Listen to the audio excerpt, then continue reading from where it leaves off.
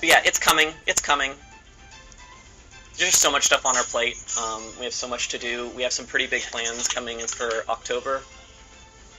Okay, I think it's good. Like the October 1st patch, we have some pretty big plans, and we got a lot of stuff to cram into it. Alright, so Aladdin is nice. The Silver Aladdin's nice. Gives me a treasure. Nothing else is here is interesting. Wind-up toys have been buffed, but I'm not going to turn down the treasure. That just powers up my whole board. This is interesting. Relic of Antiquity ×2 is a lot of just kind of long-term stats. Cursed Ring ×2 is a huge power boost right now as long as I find villains. And there's a decent amount of overlap with the dragons on the villains, so like maybe that works out. This lets me get towards Ship Shape Inspector, but otherwise is just generally generic stats. Not really doing toys. I think I'm going to take the Cursed Rings. See if we can find a jealous stepsisters or something. Well, this is all garbage. I mean, I'm going to take the egg. It's not actually all garbage, but... Ooh, baby dragon. Alright. Do I want nerfed flying monkey? Because... Oh, it's a villain. Yeah, of course I want giant flying monkey. Let's just do everything in front except the egg and defeat Dinglebob. No! I've got my egg!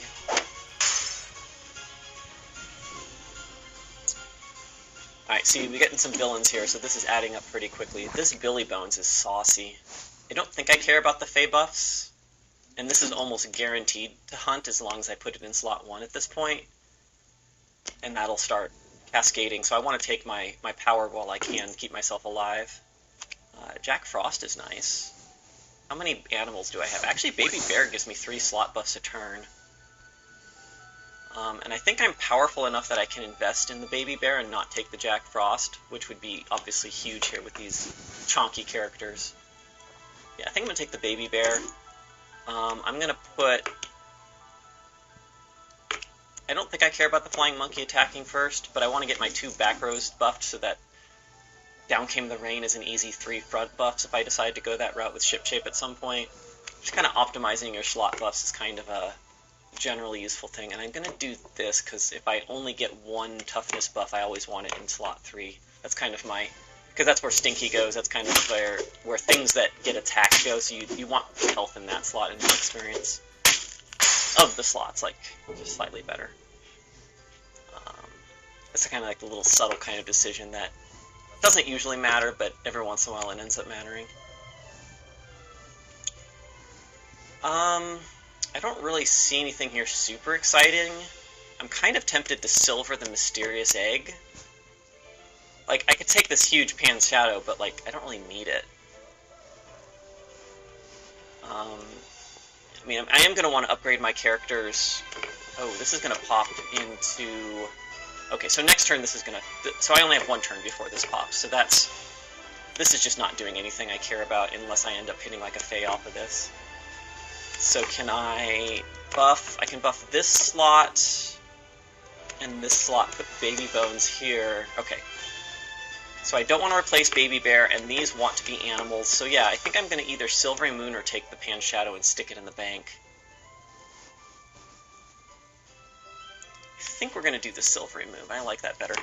Ballpark, how many players has the Steam release added? You know, a lot. It's been really good for us. We did a marketing push with it too, with a bunch of sponsored Twitch streamers and stuff, but like, the numbers have been really, really encouraging, and we are super excited by our growth and our player base, and it's really giving us a lot to think about in terms of like what should we focus on, what you know, we're shifting around some priorities. Right, we released the roadmap, which you know I can pull up here really fast. Let me see, where's that roadmap? Where is the roadmap? I have it on my... over here, give me a second. Actually, I'll talk about this in a minute. I'll talk about the roadmap in a minute, but I want to get it ready so that I can talk about it when more people show up. But yeah, here we go. Okay, so that's... let's pop this out. Oh, okay, she's showing the roadmap. Let's This see is pretty how cool, guys. I'm not gonna do a whole lot of talking. I'm just gonna listen to her looks. Oh, that's while she's weird. doing Why a did it dev get all, stream like, and giving us weirdly. some early information. It's awesome. Okay. Sorry, I'm doing a little bit of live tweaking here for now while it's not super busy. Cool stuff. Doing it live. All right, cool. All right, now we can randomize this and go back to the game. Sorry about that. Where's my chat? Yep, there is a roadmap channel in the Discord. Yeah, people, you're welcome to go look at the roadmap, but I do actually want to talk a little bit about that. That's a great. Remind me a little bit later to talk about like the roadmap and kind of how the Steam release has already caused us to shift some priorities. Like we're not gonna like take anything off the roadmap, but it's definitely been interesting to rethink things through. Mysterious Egg. I think I just want the golden because it also gives me 2 treasures. It just seems really good here. Hopefully I don't hit like. Hopefully my Mysterious Egg doesn't hit like a. What am I gonna be? I'm gonna be an epic.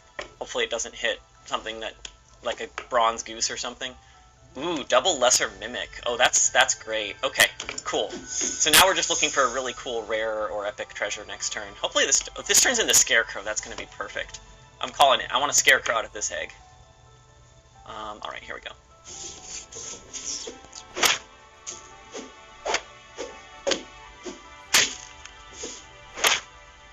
Also, let me know if like some of the levels are off. I just redid all my volumes because of the game having music now. So if something seems wrong on any of the settings. Okay, White Whale's not awful. I can live with White Whale.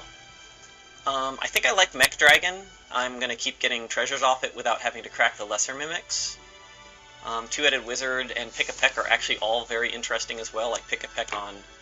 Well, if I had a plain dragon, that would be great, but I don't. This is an animal dragon. Okay, so it's time for Baby Bear to go. That's easily the worst card I have.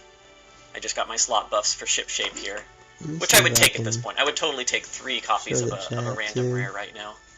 There you go. Some of the rares can be really build defining if you get them early, especially like now we Mushroom can see Ring what and the stuff. chat's saying too. That's cool. Well, does triple Mushroom Ring work? Maybe Rashi knows this. Hey Rashi, does triple Mushroom Ring do things, or is it just as bad? Is it the same as single Mushroom Ring?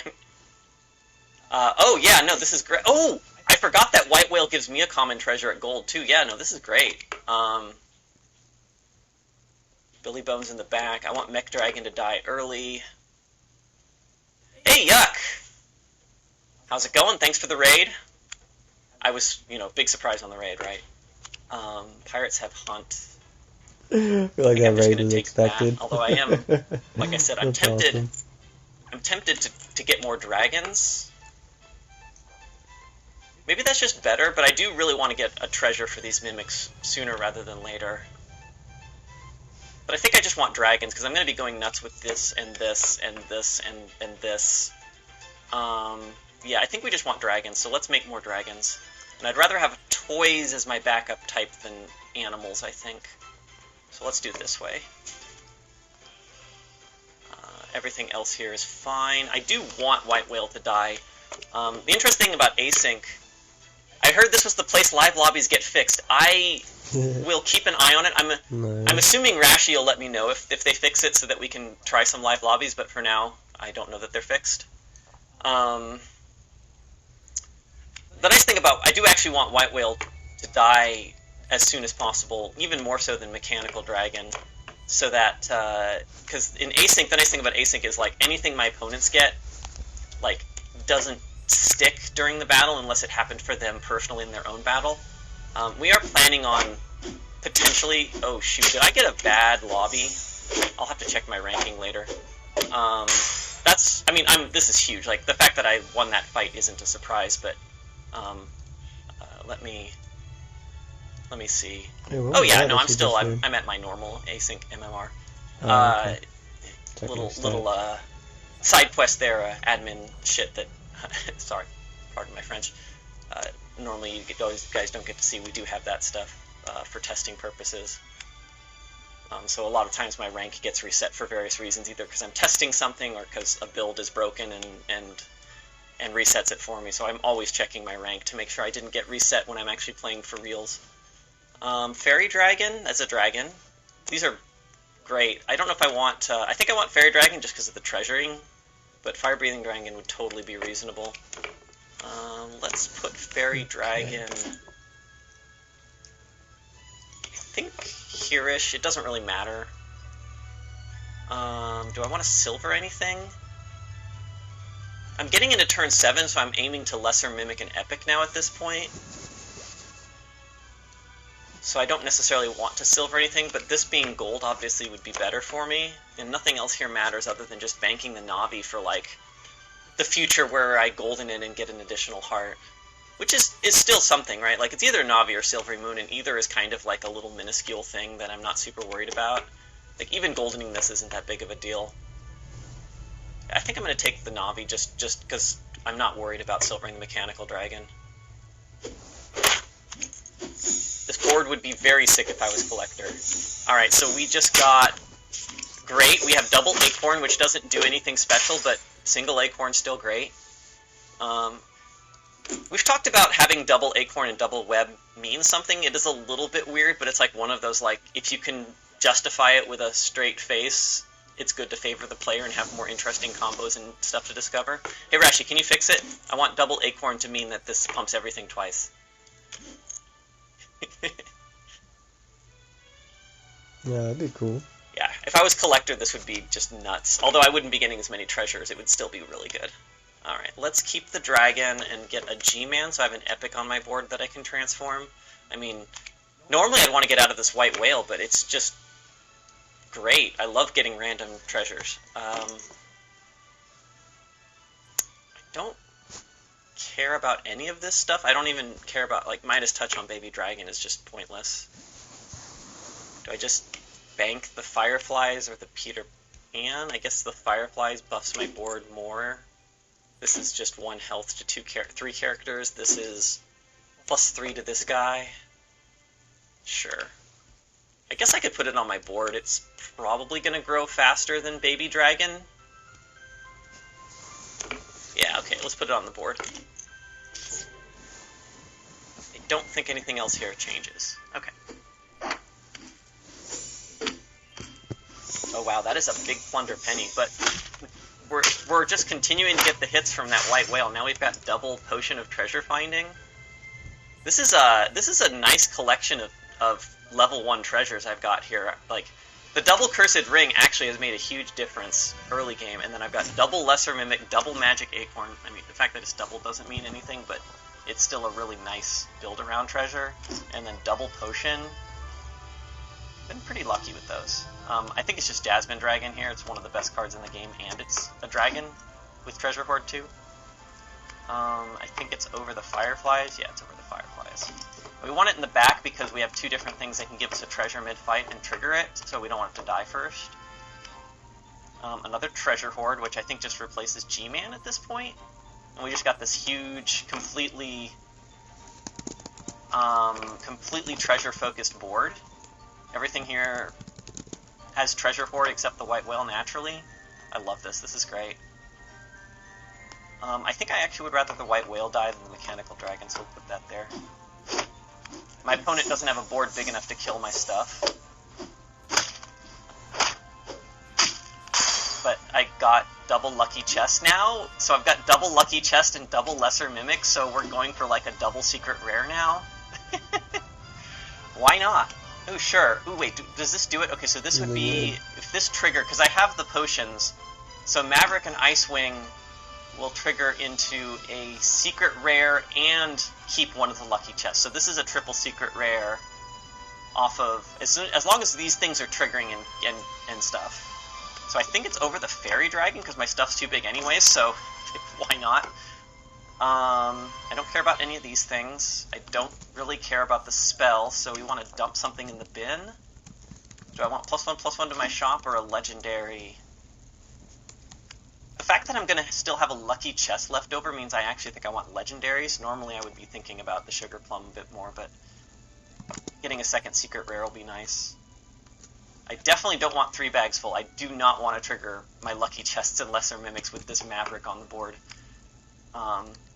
Normally you'd have to like take treasures to trigger the Maverick, which would use these up, but I've got 3 different ways of getting treasures that don't count for Lucky Chest or Mimic because they say Discover, which is basically, this is a Discover, right? Discover. We've synced up the wording pretty well, which was something that I cared about a lot early on and we finally got around to, which is just using the word Discover to mean, 3 treasures in your shop, which happens when you golden something or when you take certain effects, versus get or, find. It's kind of the same word. There really isn't a difference between get and find. Maybe we should sync it up, maybe we shouldn't, but like, I think we've used collect on triggers a lot, like when you collect your first treasure, collect 2 treasures, which is basically find or discover any way of getting the treasure, versus this, which is discover on purpose, right? We don't want your white whale to trigger lesser mimic or to just randomly give you a higher level treasure one time because you have lucky chests. Like, that's just not the kind of gameplay that we'd rather you get to like have a little bit more control over these things. And it just doesn't make sense in a lot of ways. Alright, let's try not to get a treasure this turn. Ooh, Scarecrow. I don't think I can fit it on my board this turn. Like, I'm certainly happy to get rid of White Whale or Drake or even Mech... Or actually, Mech Dragon's probably the first one I would get rid of here. But I just don't think this does anything. Which of these would I be banking? I think we're just doing Legendary still. They don't know! Alright, this is going to be one of those runs where it's going to... Okay, well, we triggered Jasmine Dragon and Maverick all in one turn. Look at the double bow, probably our worst treasure so far by a large margin. Okay, they actually had a pretty decent... Like, they didn't kill us, but that was closer than it looked when I first looked at the board. Okay, do we want 3 Ring of Powers, 3,000 Swords, or 3 Bottle Starlights? So, like, 3,000 Swords just isn't really any better than 1, and like I said, I still have a lucky chest left, so I'm not going to take that. Ring of Power is 150 stats a turn. Bottled Starlight is 150 stats times 3 right now. I don't think this game is going on more than 3 turns, and this also puts the stats on the character, so I think I'm just going to take the Bottled Starlight. But also I just want to see infinite rewards, so that's awesome. Alright, we're getting 3 Bottled Starlights. Ring of Power, like, if the game was going to go on a bit longer, triple Ring of Power might actually have made sense for the sake of winning the game, but, like, I'm not going to turn down triple Bottled Starlight. That's just, like, insane. Okay, Flopsy's great here. I think we can get rid of Mechanical Dragon, but Maverick and Icewing is probably slightly worse right now, even though it's got slightly bigger stats, so let's get the Flopsy. What's the biggest slot? Are they all the same? Look at that! We got 1 slot that's slightly bigger. Yeah. Plus 1 health, that's totally going to matter. Oh boy, these are interesting. Do I want Giant Two-Headed Dragon, or do I want to double the stats on this slot and keep going? I think we're just going to replace Mechanical Dragon here. I don't care about the Dragon Claws anymore. I guess I do.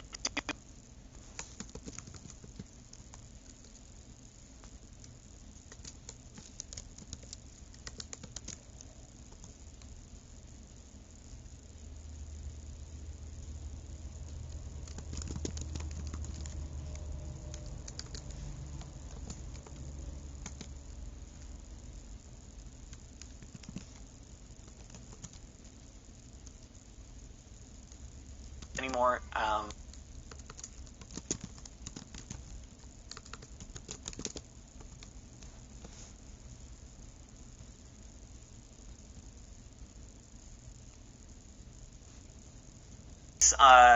But there's nothing here I really want to replace anymore. I want to get this up to... You know what? Actually, let's do it. Let's do it. Let's try to get Captain Ahab to trigger. There. Actually, with Phil, I think here is possibly more likely.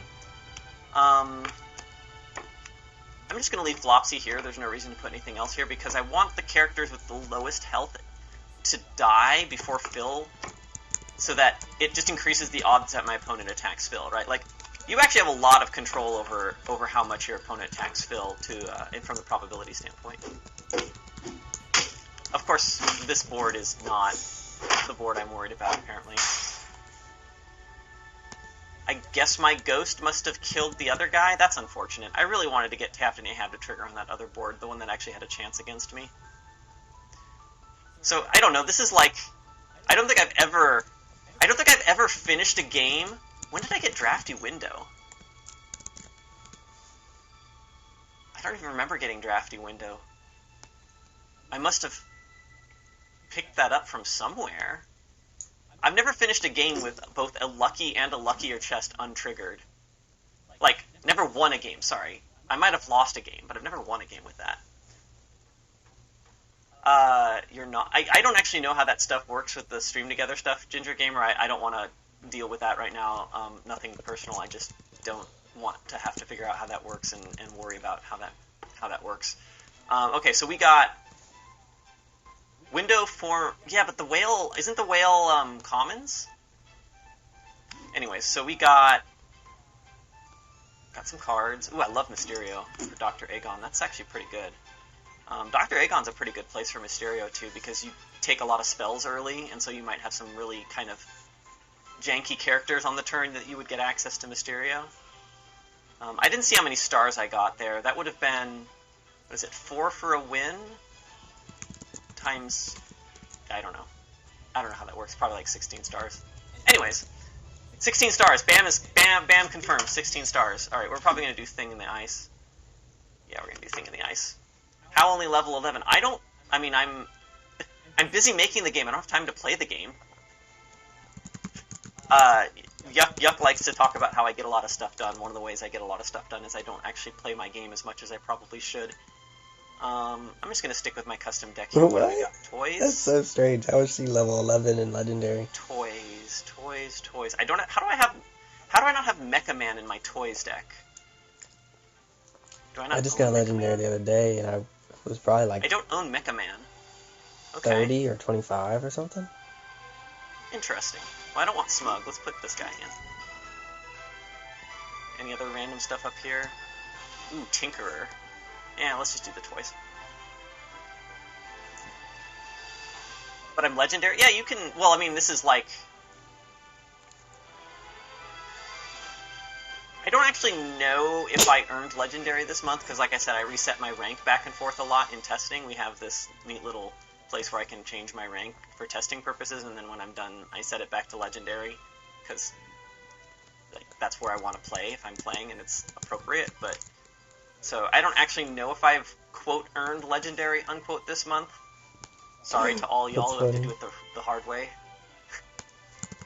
Okay, so I love this. On Thing in the Ice, like, Thorn is exactly what I want to see as my first pick, because it doesn't fight well, but it makes me more powerful later on. Ooh, Aladdin's great, too. Yeah, I think just Aladdin, and I think we put the Thorn in front, and hopefully it gets eaten. Because Alexis can just change rank. Yeah, I'm just... This is not the rank you were looking for.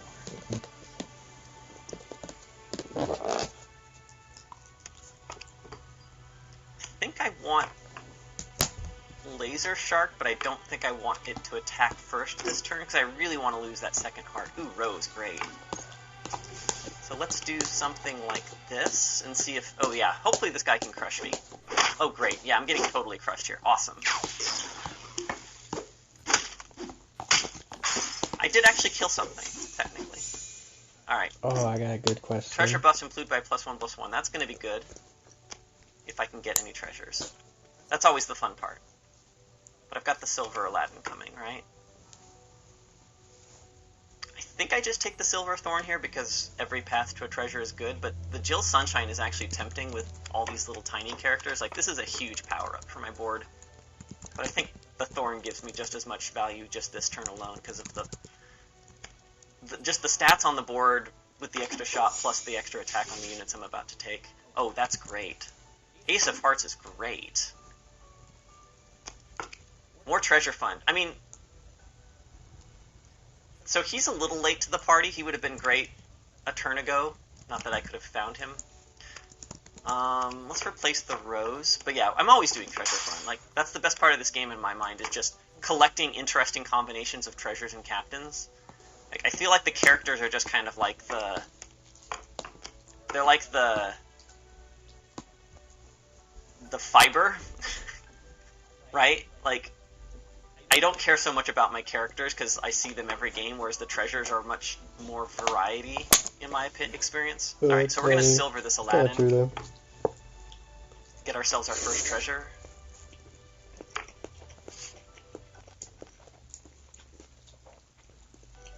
Is unranked mode coming? I don't know. It's a good question. I don't actually know if we... Like, it's not so much that we can't do it. It's a question of whether or not it makes sense to do it and what form it would take. We're always talking about what... Am I taking... I think I'm taking the Mimic, even though it doesn't buff. I'm hoping to find something better later, because I don't...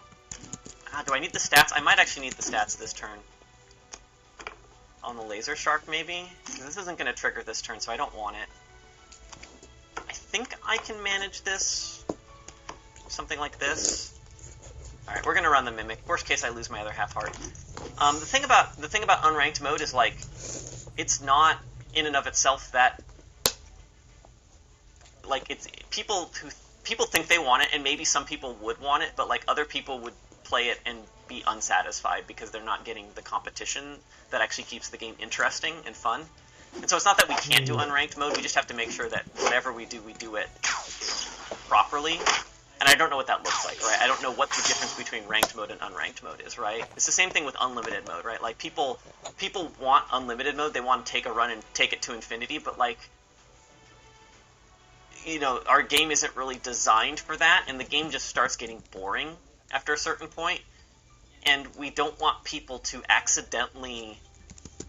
We don't want people to do the thing they think they want to do and then have less fun because of it, and then they quit the game, or they think the game is bad, or they, you know, just are having less fun, right? It's a complicated kind of dance, I guess, for lack of a better term. Do I want to double my common treasure? I'm kind of okay with that, because I do want to get something that has some buffs on it.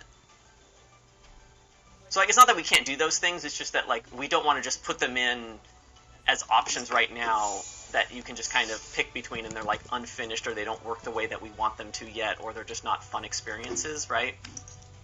Okay, so that's a huge buff. So, I'm really tempted to take the double breadcrumbs, which also doesn't buff, but, like... These are just really powerful to double up on. Like, +4, +12 to the first character I recruit every turn? That's just insane. Let's just do that. Yeah, exactly, Degenerate Hours. Like, going fast, immediately hitting that play again button, like, that's what the game loop is designed to be. And we don't want to tempt people into doing something that's less fun than the fun thing, right? I didn't lose my last fight, but it's still a silver, but I think Rose is fine. It's just as good as Ace Hurt here. This will give me enough stats on my board to keep going. I mean, the main advantage of the Ace here is it buffs a thing already on my board instead of having to play a Rose. But I do want to keep the silver Ace of Hearts in the deck. This also gets me towards an uncommon treasure, which is more likely to be something interesting. I think I'm going to do the Ace. I convinced myself to do the Ace. A lot of the fun for me is seeing which captains I roll. Yeah, that's kind of what I was saying about the treasures. Captains are kind of the same way, right? Like, a captain is just a treasure you pick at the beginning of the game, essentially, right? And the captain adds so much variety to the game, just like kind of like the different random treasures do, but even more so. And, you know, the more games you play, the more you get to experience different captain and treasure configurations and see more of what the game has to offer. I like Chameleon. I mean, it's not... I don't want it to slay this turn, but I think I'm going to take it. Laser Shark, you're getting a bit bad. I'll put you here. Ace goes first. Let's just do a standard attack order. Argus, super fun for that, yeah. Have you ever had to nix a character design idea because it's difficulty to implement? Oh yeah, absolutely. I don't actually remember any examples off the top of my head. Rash, you might remember some, but there's definitely cards where, like, you know, there's a balance, right? Sometimes we're like, this is going to take us a little bit of work to implement, and design is like, actually, we think this is going to be a reusable core mechanic, or it's a really fun card, so we want to try it. But we've had cards that are like they add a bunch of random effects that are specific to that card, and it's just a bunch of work to implement, or cards where, like, it breaks the rules in weird ways. And so, like, yeah, we've coded it, but... So an example of a card that we'd like to get in at some point once we figure out the implications, but isn't in right now, is... there's a card from Storybook Brawl. There was a spell. I don't remember what it was called, but you cast the spell, and then the first enemy opponent that you knock out, you then get a copy of it in your shop, right? And you might say, well, that sounds really easy to implement. You just cast a spell, and the first thing your opponent gets knocked out, it appears in your shop, right? But unlike in Storybook Brawl, all of our units are singular. There's only one Navi in your deck. You know, you take the Navi, and the next time Navi shows up, it's a silver Navi, but it's the same card. Even if it's on your board, the card in your shop is what I call internally it's called a ghost. It's not a separate Navi. It's the same Navi. There's multiple copies in your pool, but they're all the same card. It's a little bit weird, I know, confusing maybe, but at the end of the day, there's only one copy of each card in the game. And so, what happens if I have, you know, a silver copy of a card on my board, and I kill the bronze copy of my opponent's card of the same card? Do I get it? Is it golden now? Is it bronze? Do I get two copies? What if I have a golden, and they have a golden? What shows up now? Do we say it's the first non-golden unit you kill, or at least the first unit you kill that you could get? Okay, sure. That solves that problem. The next problem now you have to solve is buffs. Do you merge the buffs? Are there buffs that don't merge? And these are just the easy ones. Like, these are solvable problems, but, like, technically they're a lot of work to start solving for just one card, right? So we're probably going to solve that stuff eventually, and we'll have cards like that, but they just weren't worth it for set one, right? That was a, you know, do you want to spend a week getting all of these nuances correct for this one card, right? Okay, so Chameleon, I want to get Chameleon bigger, which makes me want Achilles, and since Achilles is really big from the War and Shield, that's actually not terrible idea. We put Karma in the back, we put Achilles in first, and hopefully Karma slays. I like Two-Headed Wizard. I'm also tempted to just silver the Chameleon. Berry Dragon is not enough stats to put in front of the Chameleon here, I don't think. I think I'm just going to take the Two-Headed Wizard. This is interesting. I'm considering keeping the Thorn just on the off chance that I get Mushroom Ring here, but like the odds that I still have Thorn at that point are pretty low anyways. I'm going to want to replace Prince Charming too, so let's just do it this way. Big creature. Actually, I think I want the ace in the... No, I want the Two-Headed Wizard. Witches. Okay, we're going to put the ace in the back. Whichever card I put here is the one that's going to get the buff here. The other ones might die first, and Two-Headed Wizard's the card that's more likely to stay on my board than Charming, but Prince of Ace of Hearts is bigger. Merging the buffs is like crossing the streams. Yeah, exactly. Hit here, please. Thank you. Alright, what did we get? We got a Mockingbird. That's not bad at all. It's not bad at all. What happens to the future cool versions of a unit that's been transformed? It comes out of the shop. Yeah, got that. Card you kill, you don't have then? Yeah, exactly, Ginger. Like, we could do that, but, like, remember, like, cards are also in your pool, right? Like, if I take this Aladdin and I stick it in the bank, it's now not in my pool anymore. It's gone. So then what happens if I knock out an opponent's Aladdin? Do I get another Aladdin? Does it start from 0? Does it keep the buffs that I had when I banked mine and my opponent's buffs, right? Like, again, these are all answerable questions, but they're not... It was just a lot of work, right? It wasn't something that we wanted to deal with at the time. We'll probably solve these questions eventually. I like Aladdin. I don't care about Raggedy Ann. I don't care about the Minotaur. I don't really love spending my War and Shield buff on Aladdin, but I'm not going to double Silvery Moon, so I'm taking something here. Raggedy Ann isn't completely terrible either. Especially with the Mockingbird, then I have 2 summons. Maybe that'll go somewhere. The question is just, do I want a single... I guess it's, do I want the single common treasure badly enough to not take the card that's just slightly more powerful now and more powerful later? Because I have 1 heart down, this is going to get bigger over time. It'll be a 6-6 and then a 9-9 and so on and so forth, which on turn 6 isn't that big of a deal. This probably doesn't stay on my board more than a turn or two unless I get some sort of effect that goes with summons. So I think I'm going to take the Aladdin and try to get like a Mimic or a Lucky Chest or something cool like that. Breadcrumbs will do. Breadcrumbs is great. Oh yeah, let's copy the breadcrumbs. Mordecon. See, I want the double Lost in the Woods, but Mordecon with the Mockingbird is actually a rare treasure. It might take a turn or two to do it with Mockingbird because it might not summon big enough animals the first time, but it will take me like 3 turns max to get this off, but probably 2 turns. We're on turn 6, so if I don't take the Lost in the Woods, then I get to start my Epic Shock with a double Lost in the Woods, and that's actually really tempting, so I'm going to do that. Do I keep the Two-Headed Wizard for that? Because then the Two-Headed Wizard will be, what, an 11... Oh, but if I'm about to get a rare treasure, I want to keep Two-Headed Wizard around, because the rare treasure might be Mushroom Ring. So I think we're going to do this. Yeah, that's the slightly smaller one. And we want Mordecon to be in the back and Mockingbird in the front. Something like this. Okay. And I don't mind that this gets the Achilles bonus now, because like I said, it might stick around. So I think I like this better. Okay.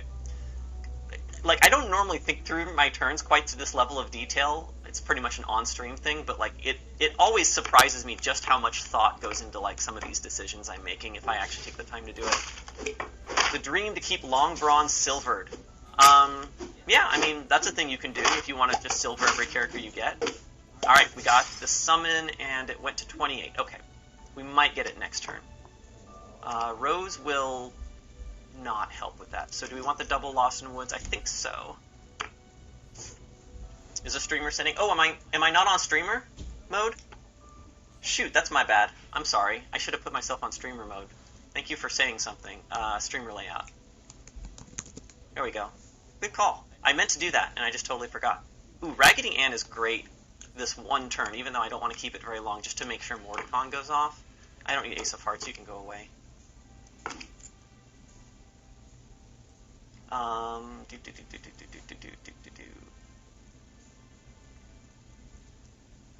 How did you... Actually, Bam, how did you do that? How did Long John Silver go from silver to bronze? Like, was that just a bug? That is weird. Okay. Oh, I want Mysterio, or I want to bank Mysterio, and I don't care about transforming any of these things except for Mordecon. I want Mordecon to go off, so I think we wait on Mysterio, which means Bronze Goose. And it might be time for Achilles to go so that I'm getting to the point where Achilles is more of a liability, and that'll also buff the Mockingbird a bit. I still want the Mockingbird in front this one time because of Mordecon. Oh, just immediately rewarded. Do I have Ship Shape just to check? I don't think I do, because I might... There's a small chance I would go for the Ship Shape over the Bronze Goose if it would trigger immediately, but it won't. Farewell is also Hunt. Sure, I've got that going. Pirates have Hunt 12-12. I have no pirates. I don't plan to go in that direction. This is actually tempting just because of, like, it's early enough that the Bronze Goose could buff a few slots and then these things go with them. But I'm going to take the Daisy Jones Locket with the 2 summoners and the possibility of moving into a summons build here. Alright, Wicked Witch, thank you for letting me kill my Bronze Goose. Ooh, Hydra. Alright, sure. Oh my god, are we not going to kill him? Okay. That was, that almost didn't work out. Oh, there's the Mushroom Ring. Okay. Are we doing Mushroom Ring? I mean, it's probably better than these, so we're going to take the Mushroom Ring. We're going to put Two-Headed Wizard in the front. Daisy Jones. I mean, that feels like we have a build. So let's do that. Wizard being first is great with Daisy second. It gives me a good thing to put in my first slot that I actually want to die. Cheshire Cat. I don't think I want Cheshire Cat, but it is a farewell. I guess technically so is... Why is this a farewell? What do I have? Oh, because it's a recruit. But I'm not doing Fae, but I could be doing Fae. Is this triggering every turn on turn 8 something worth messing with? I think I'd rather have the Cheshire Cat for the Mockingbird, honestly. I could also have random, which would get me maybe a silver of these. Yeah, let's just do random, and it makes the wizard bigger. Yeah, let's just do random. Ooh, Stinky's good. Stinky's great. I'm probably going to want to replace this, so do I replace it now? I think we just leave it for now. There's a chance that I pivot into summons, like full-time summons. We don't know that yet. It would have been nice if the, oh boy, geez, all this stuff's happening. What is going on? Wow, I got crushed there. I had no idea what happened. It looked like I was going to be fine, and then stuff happened. I do want this to ever, like, this is a farewell, but it's also, it was a recruit, which turned it into a farewell, which turns it into a hunt, so I really want to keep this guy. Like, a plus 1,000 sword would be really awesome here. Legend has it I'm still in that game to this day. Could implementing a skip option and getting a free shot be something that would make sense?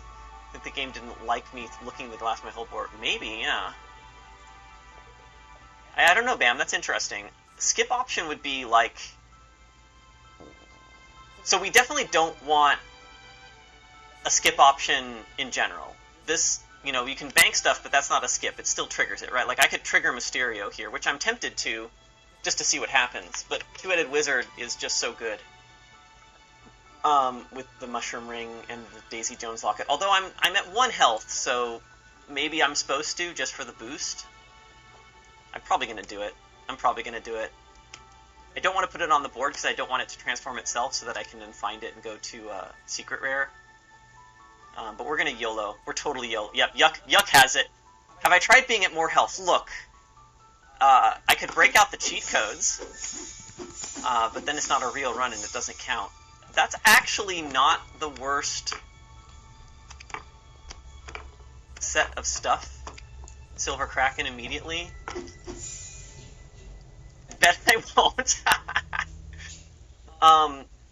Skip option, I would go back to the skip option, like, maybe Yuck wants to talk about this a bit more, but, like, generally speaking, we don't want you to be able to just skip a shop for a number of reasons. We want to force you to take Prince Charming. We want to force you to take, you know, the single spell in your shop that transforms your whole board. Like, we actually want those moments. We find that they are part of the ups and downs, and sometimes they turn into really fun stories, and those are the stories that make the game what it is, right? We want you to do crazy, weird, unexpected stuff even when it doesn't feel like the move you want. Like, our goal is not to make the game such that that you have the ability to pick the perfect move every time, like chess, right? So we don't want to skip option in general. So then the question becomes, should I be able to skip a treasure to get another shop because it's an interesting choice and not because we don't want you to skip, right? But then things like commons become way too good, right? Like, what if imagine, like, 3 bags full always was just strictly better than Lost in the Woods, right? I could take 3 bags full and then I can throw a common treasure away and get another shop, right? We don't want that. That's just way too good, right? It just causes weird balance issues, and there really isn't a unit. There isn't a unit smaller than a single shop in this game, right? We don't have currency. It's not like Storybook Brawl. It made sense to be like, oh, you can skip a treasure and you get 2 gold, which isn't a huge amount in that game, right? It's a very different game. The whole economy is very different. The whole, you know, gameplay is very different. And also you had a limit of 3 treasures, so, like, it made sense to make that something that you could do, whereas we don't have a limit. Every treasure mattered. Every treasure increases your treasure hoard. Every treasure does something. So it just doesn't make sense for our game. I don't actually want Achilles on the board. Sorry, that was taking a while. Bonus shops are very strong, yes, exactly.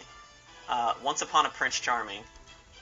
We can still skip an epic treasure to get a legendary the next turn. Like, that's even, like, more questionable in a lot of ways, although it's not the same as a bonus shop. Do I just take the spell here? This is, like, a really not exciting shop. I don't think I want anything here. Okay, I like the silver brick monster, that's great. pretty big boost of the Brick Monster. We're almost at 100 here. We could take the Prince Charming and then stick it on our board and die. Do I have any mages? I don't have any mages. That's unfortunate. Titania's probably not good enough. I would probably play it over the Kraken, which is unlikely to slay. Barrel of Monkeys is also really weak here. Maybe I just replace Barrel of Monkeys. It's just not doing anything. I don't have any slot buffs. I don't have any treasure buffs. The fact that it's a farewell doesn't really mean anything with my treasures, even though I have treasures that care about that. Like, I am seriously tempted to take the Prince Charming, just for the silver and to keep going, but, you know, and half a heart versus a heart isn't that different at turn 9. It really isn't. But I think I'm going to take the Titania. It goes with the Brick Monster, too. It gives me a little bit more odds of fighting that. I think we still keep the Kraken in slot 1, because not only do I not want it to spend the Titania buffs, these units are bigger, but it's, you know, and I'm going to replace it soon, but, you know, obviously the Hunt. Okay. This board is beatable. That is a lot of stuff that my opponent just did. And yet, we still got the Hunt. Very good. Alright, what does White Whale give us? Gold Ring? Sure, I'll take it. That's a treasure, it's just a random legendary tank. Die. Wow. We're on our last half. If you're on your last half, if you take Prince Charming to go to 0 hearts, and I want to be clear, this might change someday.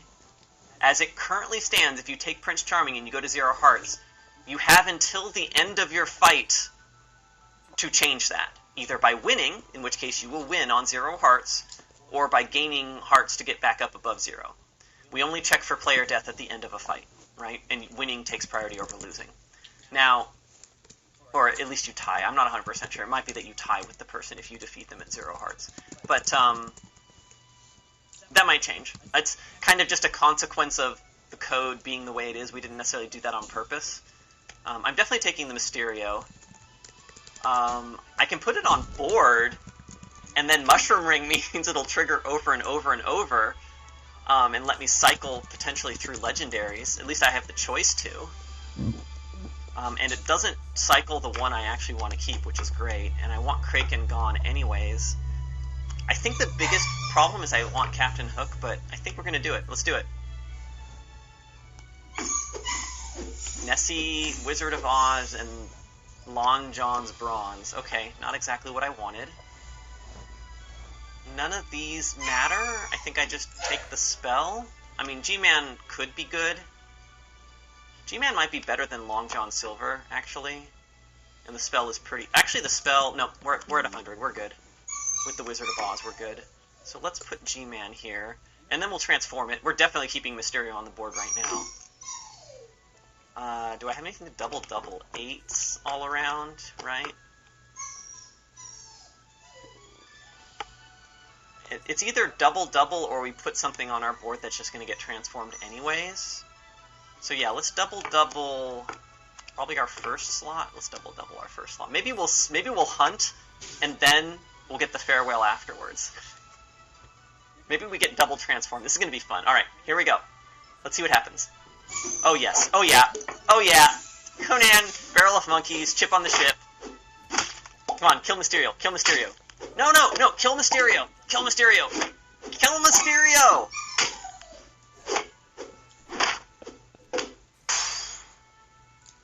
I really wanted to transform those monkeys. I don't even know what happens if you transform the monkeys. Like, that should be a thing, right? If you transform the monkeys, now the barrel has these other things inside it. I actually have a toy build now somehow. So that's cool.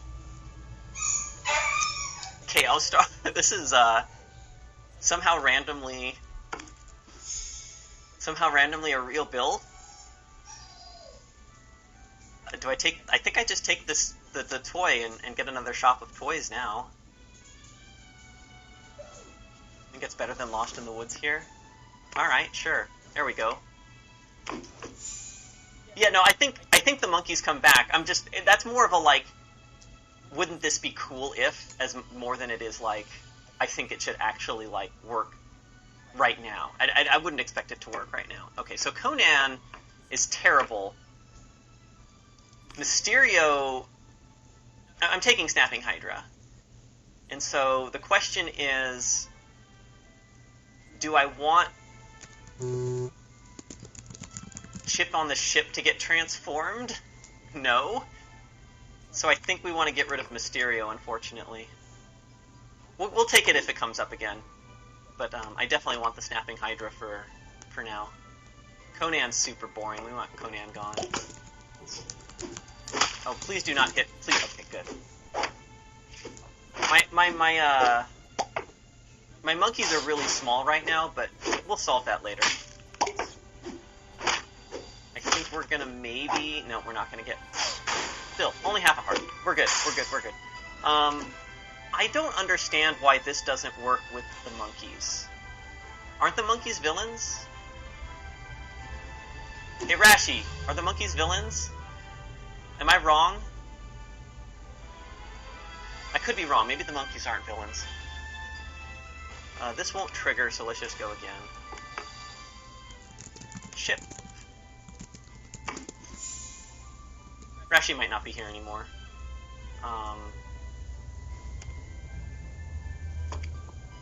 Doesn't say villain? Okay.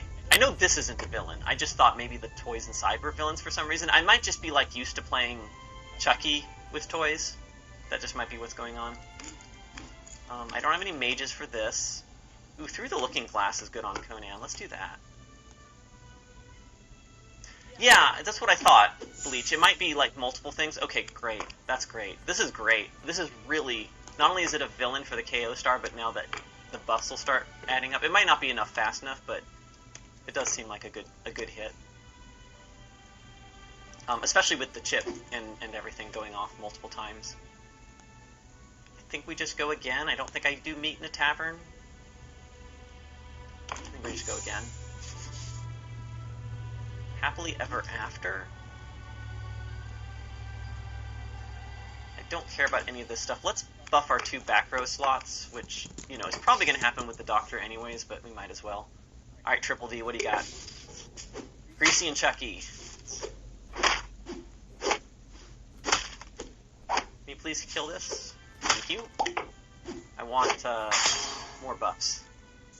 Wings make monkeys evil. Exactly. Exactly. Exactly. I mean, we already knew that. You've seen Wizard of Oz. Is there any reason to not take this? I don't think so.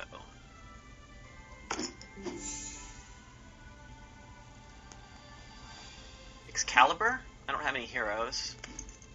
Your characters with... Okay, so... This could actually work out. This could actually work out, too. I think this works out to more stats than this over time. So this is going to trigger... Oh, it might actually buff the monkeys, because the brick monster will die, and the monkeys will appear, and then I think this might trigger, like, kind of after it. And then the Snapping Hydra will bump the monkeys again. And I do actually want the monkeys to be buffed. Like, if I knew that the monkeys were going to hunt, this would be better, but they're not. So I actually might take the Bunyan's Axe. Let's see what happens. This is partly out of curiosity. Ooh, True Love's Kiss. Do I hit the brick monster? The fact that, that undoes the Bunyan's Axe trick. The barrel might trigger it off once or twice, and Snapping Hydra triggers it. I could also kiss the villain. Yeah, let's kiss Frank's doctor. Let's do that. That's more fun. Is that a toy? It is a toy. It is a toy. Do I change any of my positioning here? I don't think I do.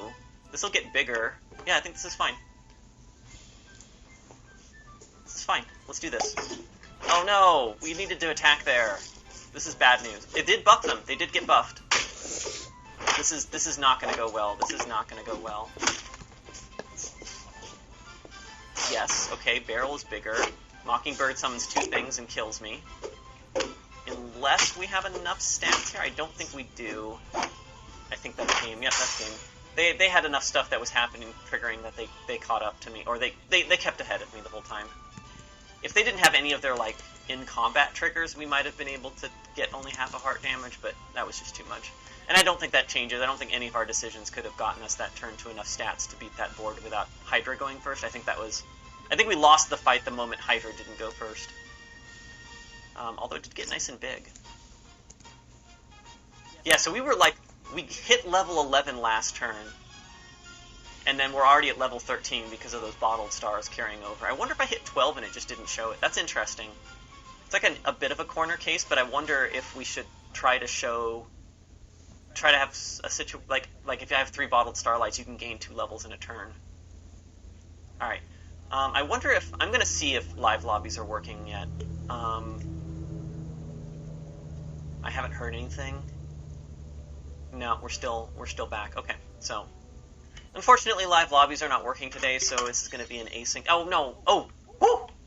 I was gonna take Jason, but Skip. I can't not take Skip. Skip is the best captain. I'm gonna buy this just to get it unlocked. So I have my own little custom deck here with Skip. I actually really like. I play Skip a lot, and so I fiddle with this deck a lot. This is the current build. It's like toy heroes.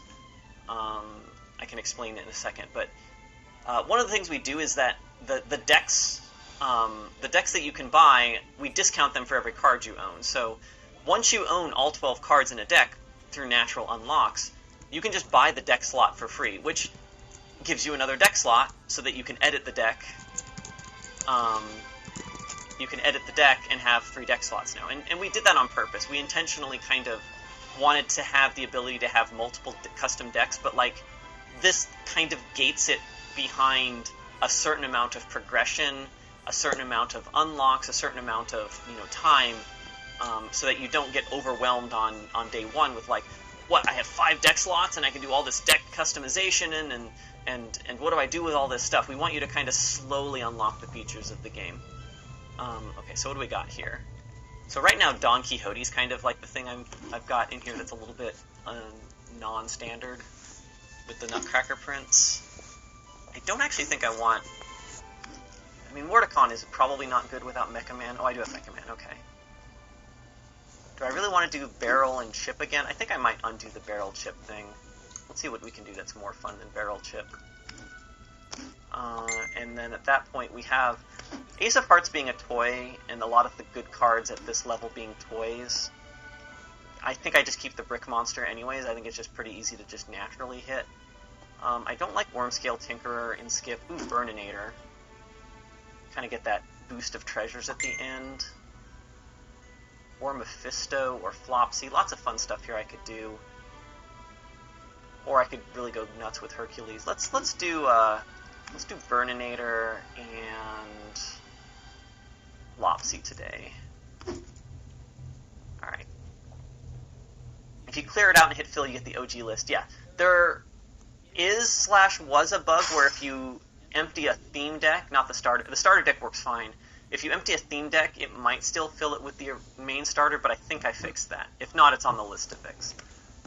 This is not an uncommon I want, so I'm going to go for a different uncommon. Or I'm going to take the same uncommon, and we're going to really, really hope we get a support. Please give me a support. We're going to try again. Please give me a support. Alright, there we go. So we might not win this battle, but the odds are pretty high that we only take half a heart here. Great. That's all I need. So a lot of Skip is just kind of maintaining your health and making very tempo-oriented decisions early on. I do actually like Space Ranger Woody because now I want Symmetry to not be in front of Jill Sunshine, so I want a toy this turn, a summon of some sort. So yeah, I think I'm actually going to take this guy. You know, I'm not going to turn down the Ace of Hearts. I don't even have any heroes, so it's just correct here. And then Mecha Man shows... Oh, Mecha Man or Pumpkin Spice? Oh, that's a tough one. Like, Pumpkin Spice is the safe play. But Mecha Man's exactly what I want in front of this Jill Sunshine. Skip does love lattes. He's addicted to coffee, you might say.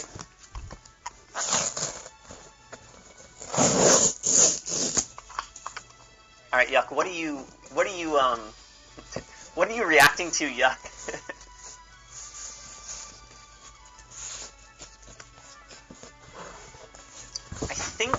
I think I'm gonna take the Pumpkin Spice just because I'm not convinced that I'm gonna win this fight, even if I have the Mecha Man. Like, The odds are pretty high. Everybody else is getting their first uncommon turn. Mecha Man's so good. I'm going to take the Mecha Man. We're going to take the Mecha Man. We're going to do it. Get down here. We're going to do it. Oh, nice! You know what? We're going to take the Mecha Man and the Pumpkin Spice Latte. I totally meant to do that. Everything you just saw was exactly on purpose.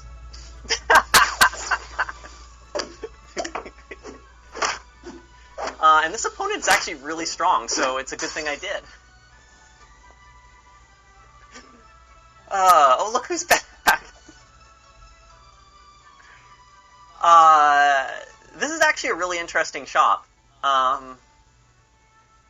Like, Space Ranger Woody is actually really good here because it gives me a free shop, which is going to have toys in it, which could be Golden... Oh, it can't be Golden Space Ranger Woody, but it could be Silver Mecha Man, Silver Ace would be great. Don Quixote is also really good. Like, I want Don Quixote because I want, and it would go like here. I want to, start, I guess it would probably go, see, I want two things supported this turn, so maybe it's not correct, but normally I really like getting Don Quixote going on, Skip. He's one of the few captains where I actually like Don Quixote still, and you can kind of get him early enough to actually really get that steamrolling going, and the thing about Skip is you really, really, really want to find a lane to gain some power in, you know, turns 4, 5, 6 range, because that's your whole captain power, right? You really want to accelerate your game. And of course, Pumpkin Spice Latte is Pumpkin Spice Latte. I think I'm going to take the Latte, but I'm really tempted by the Quixote, except for the part where, like, it just doesn't position well, because I really want these two to be supported this turn. So I think I'm going to take the Latte. I've been moderated.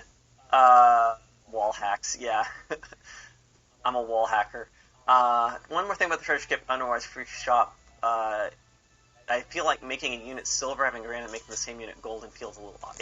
Well, it doesn't, right? Like, silver, usually silvering is just a roll. It's all it is. It's just a roll. You increase by 1/1, which is really big early game, but otherwise it's just a roll, right? Whereas golden gives you the treasure, and a treasure is, in theory, at least depending on what level the treasure is, a treasure is going to be better than your average character, right? Because treasures stick around, whereas characters get cycled through. That's obviously not fully true, but Goldens essentially give you a bonus shop that is of a higher value than the average bonus shop you're going to get off of a silver. That's not, like, again, there's a ton of nuance there, but treasures are really, really powerful. And then also, of course, the ability of a lot of units gets doubled when they're golden, right? So, there's a difference between silver giving you a bonus shop and that's kind of being all it would be, versus having a bonus shop as an option on top of something, or as something you can choose as a, like, worst case scenario, right? Yeah, does that make sense? Right. Yeah, and there's lots of nuances here, and I'm not saying, like, there isn't a different way we could have balanced this, or even a way we could still change things, but, you know, they do end up balancing pretty well. Okay, so I don't know that I want Phil, but I think it's the best card here by a pretty wide margin, and, you know, obviously we have some stuff that can be replaced. Slight preference to replace Woody, because this is a recruit ability. And then we want to do something like this, maybe. We do want everything supported here. So maybe we give up on Symmetry, or maybe we just don't worry about supporting Mecha Man for a turn. Means we could take, like, a nameless one, or we could take a Mama Bear and pump up the Punxsutawney Phil section. I'd be fine with either. I kind of like nameless one. It kind of... On turn 4, it's almost guaranteed to hunt. I shouldn't say almost guaranteed, that's probably stretching it, but it's got really high odds of hunting if it gets to attack. And then it starts steamrolling, and then I can transform it if I golden it. So yeah, I like all this. Let's do this. Well, this person happens to be playing Toughness dot deck, or I guess Health dot deck. So we had no problem winning the fight, but Nameless One did not survive. Two Blind Mice, Beanie Baby, and White Whale get considerably better when you golden them. Yes, those are great examples. There's a lot of things that where Symmetry doesn't do anything different when you golden it, right? So, of the two, I'm more likely to take Jill Sunshine here. I don't think I want to pick, like, Mecha Man's getting at-scaled, and I'm not really going into that anymore. So I think I just want the Silver Jill, because if I Golden Jill, then she might stay on the board another turn or two. Right? So we do this. Do I want a Chameleon? Chameleon is probably no worse than Mecha Man at this point. I mean, it is worse, but like it's not significantly worse. It's tempting. It's very tempting. I'm probably just going to take the Twinkle. I would take Chameleon next turn because we're about to enter Epic. But I think I'm just going to Twinkle here. And then I'm either taking a big punching bag or just holding the Twinkle over until my Epic turn. I mean, the punching bag is a really big boost. I could put it... I wouldn't necessarily support it, but it is a pretty big boost to my board and helps me preserve my health. Do I need... Is there... I mean, an Acorn would be great here. There's actually a lot of common treasures that would be decent here. Alright, YOLO. Sure. Oh, I should have taken the Elven Tools. What am I thinking? I should have taken the Elven Tools. That was just... Well... Forward looking. I mean, we win this fight without really trying, so that's great. I mean, is it a punt? Like, it might end up being correct, because I'm probably replacing this, and this isn't sticking around unless it really gets more powerful, so maybe it works out. I really want to take an Epic here. Like, one of the things about this game that I'm always thinking about is the first time I hit a level, I really want to get a character of that level, both to start kind of working towards treasures of my current level, but also just because TLK is bonkers. And TLK starts showing up at rare, so when you hit your first rare shop or your first epic shop, you really want to be taking a rare or an epic if you can. And, like, this guy's fine. I can do this, put it here. Yeah, this is fine. I mean, I could take You Meet in a Tavern. There are definitely epics that would be worse than Scar here, but I'm not sure there's that many. It might actually be better to take random epic. Keeping in mind that I have a buff, there's a +4/+4 buff. Yeah, let's take random. What's my favorite captain? It's Skip. You know, I don't know what is with this game forcing me to take the cards that I am getting, but we're here now. Yeah. Ironcast versus Don Quixote. It's too late for Don Quixote. Ironcast is the same as Symmetry. Well, not this turn, but I think it's better than Punxsutawney Phil, though, at this point. It's either that or getting rid of Jill Sunshine, but I want to get rid of Phil before I get rid of Jill Sunshine, so I think we're going to go that order. Something like this, and then I think that means we want to support this because I want the Hunt because of the Scar. So let's do this. Gotta take the Lord of La Mancha. We still missed. This is a... Okay. We only take half heart. I was worried. That board is not like scary huge, but definitely bigger than us.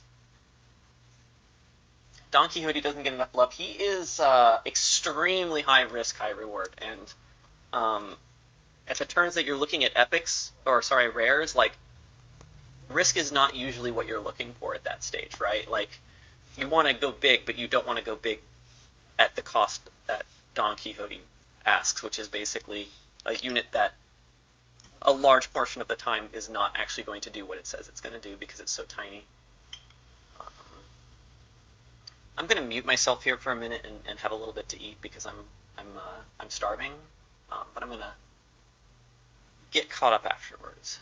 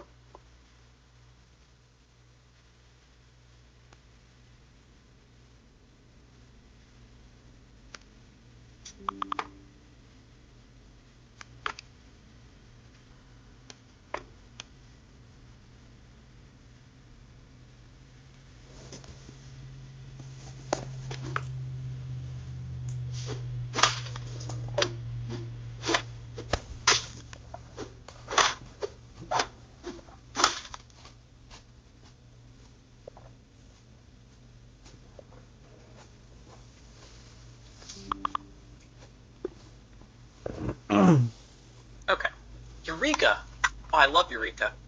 I don't think I want Goldilocks. I tried reading Don Quixote once. It goes off on a tangent about... Oh, wow. I've never actually read the book. I don't know anything about what's in it other than something about windmills.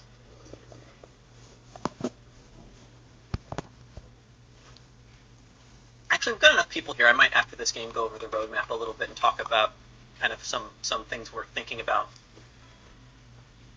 But first we're going to do one of my favorite things, which is cast Eureka on Iron Cast Dragon. Cursed Ring. Okay, that's a whiff.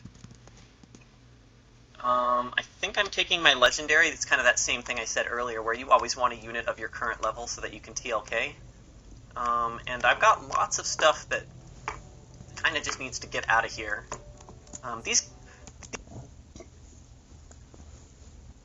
These two characters can stick around for a while because they're scam units, and oh, I need to actually do. Do I want Stinky? Anyways, we can make that decision later. Stinky plus G-Man's probably not the best combo. I might end up changing the order, but anyways. I don't think I care about Stroke at this stage. I'm not really, if I was on 1.5 hearts, I might care more about trying to make sure I heal this turn with Stroke, but at 2.5 hearts, I've got lots of time, so I'm going to just get some toys. Brick Monster is interesting. That's just giant. And it would be actually a 56-56. I've actually wondered, it's interesting because we know for a fact that if you take this card and put it on your board, it is going to be a 56-56 because it counts itself. And yet we show it in the shop like that, right? I don't know. We try really hard to show you what something is or going to be ahead of time in the shop and on your board and so on and so forth. And that's just one of those little things that bugs me every time, but I still think it's correct to not change it because it just doesn't feel right to do that. But I don't think this is ever going to trigger unless I get some sort of effect. But I do have Lucky Chest, so it is really tempting. I could replace G-Man or Scar. I think I keep G-Man and Stinky this time. So yeah, I think I'm going to take the Brick Monster. I think it's big enough. It's basically Nessie. And if I can trigger it, the Lucky Chest will make me very happy. And, I have ways of getting stats and stuff with these things. So this will get bigger slowly. I think I want to have a unit that can actually attack here so that G-Man has more chances to get hit. And then we'll just put Stinky in the back to hopefully finish up whatever's left over at the end. The positioning of G-Man and Stinky is one of the puzzles that I've never quite come to a final conclusion on. Okay, so it looks like we're going to finish this off. Okay, great. Perfect. Nessie's great. What are you crying about? TLK, is that from Knack? I don't understand. Animated backgrounds. Bam wants to know where animated backgrounds on the roadmap. Actually, Daybreak you could, and I almost mentioned that, but it is different. It is different because you can recruit Brick Monster 3 times. And so if it was every other, then the silver and gold wouldn't make it bigger, and right now they do. Now, maybe that's fine. That's a decision we could make, but so I don't want this because I don't want to trigger my Lucky Chest. I actually don't mind Through the Looking Glass on the Iron Cast Dragon because, this isn't really what I'm doing, and it'll get me a treasure, and then I'll move on. Okay, fortifications. Goldilocks, okay, that's definitely a change in my strategy. I don't want 3 bags full. I don't think Flopsy's big enough here. After a few more triggers, it might be. So I think we just take the Silver Stinky. Skip is my favorite captain. Skip is legitimately my favorite captain. I don't have a mage anymore. That's unfortunate. Oh, Titania actually might Titania on Brick Monster and Stinky, getting rid of G-Man? But then I have to play Titania in the back, and I already have 2 characters I want in the back. But Titania triggers Brick Monster after 2 turns, and I have the time, and then I get a secret rare treasure, so I want that. So I'm definitely, and this is awkward, so I definitely want to change that. So we're gonna do this, and we're gonna live with, like, I think, oh, this is weird. Do I care about Stinky getting the buff? It might not actually matter. I think I just accept that this is just a little bit of buff, and we live with it. Or maybe we do this. This might actually be better.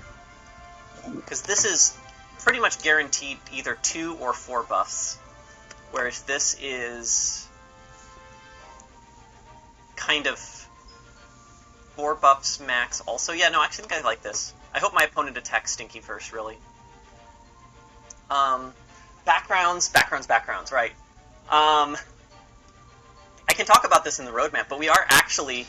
It's funny that you ask about this repeatedly, because we are actually working on... actually right now we're working on animated home screen.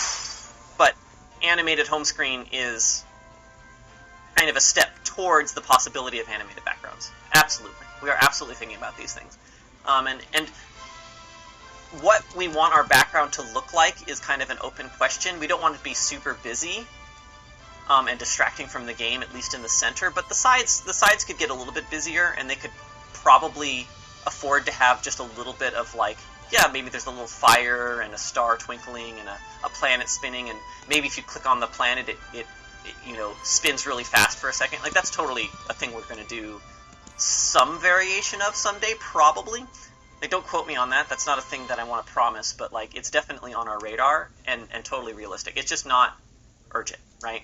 We're just working towards it a bit at a time, right? We're working on the technology for animated backgrounds on the home screen as kind of a background project that we keep moving along, because technology takes time to work through, and, like, the pipeline for how to make animated backgrounds will take time to figure out, and, like, who we hire to do it, we want to try a couple things, and so on and so forth. So we're working on it, but it's not on the roadmap because it's not something that we want to commit to a timeline, and that timeline, even if we committed to it, would probably be, you know, far enough out that it wouldn't make the roadmap anyways. But yes, it's absolutely a thing we're thinking about. Yep, Nessie's great. Nessie's a great card. I think Nessie is a perfect design. It's a nice simple 50-50 that sometimes you want and sometimes you don't. Sometimes you show up on turn 9 and you're like, wow, Nessie is bigger than my entire board combined, and this is how I don't die here, or how I even, you know, heal a heart. Oberon's probably better than Goldilocks or Frank at this point. Brick Monster is going to trigger in a second here. And then I think I keep Goldilocks. I don't think Frank is doing enough, and there's a chance that I get rid of Titania. I'm going to get rid of Titania after this turn, probably. And so I'm going to want 1 back row unit. Goldilocks has higher upside, even though Frank's Doctor is fine. And it's also just a bigger unit. I'm going to do this. I'm going to put all my buffs on Brick Monster. Why not? Right, it feels good when Nessie comes up and looks small. You're like, I'm used to Nessie being a 50-50 from my first game where it was really good, and then later you go, actually this is nothing. Alright, Brick Monster triggers, we get a secret rare. Ooh. Oh, these are all good. I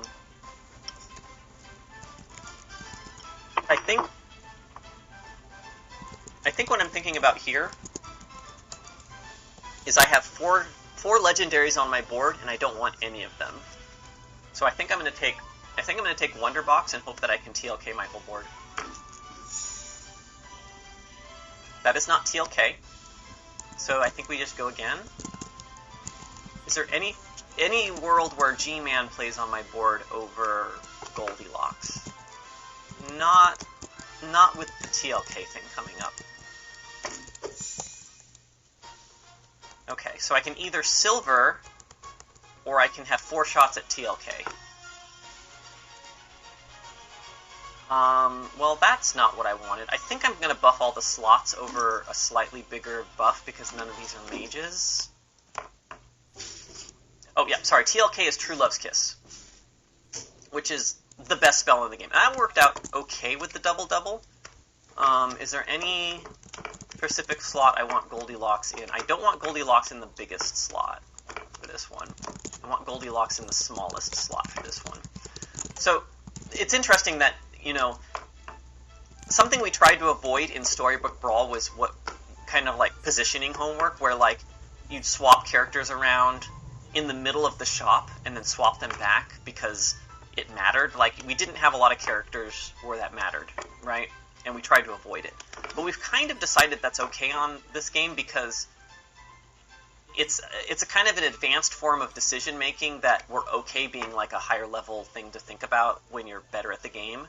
And with 5 characters instead of 7, it's not as annoying, and there's already less actions being taken, so the action of me swapping these characters around or my Flopsy around isn't that big of a deal because I'm kind of not doing a ton of actions during an average turn anyways. And then it's kind of almost a requirement for slot buff cards, right? Like, just because of just the nature of how slot buffs interact with various pieces of the game, like, not having that be a thing would be very difficult to avoid, so we've kind of just embraced it. So that's a long way of saying that I'm going to take Goldilocks, I'm going to stick it in this slot, and then I'm going to immediately move it after I'm done with casting this spell.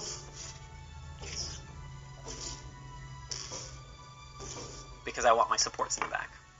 And the supports are already kind of set up probably correctly. I think maybe I want a little bit more health on Goldilocks.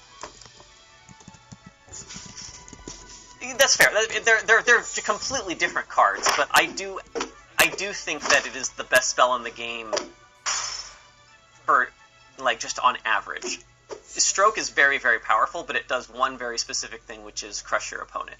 TLK, like, wins the entire game sometimes on its own, or can accelerate you to a point where you can overtake an entire lobby, or it can give you a strategy very early that you build around way earlier than you were supposed to, and do some very broken, unique things, right?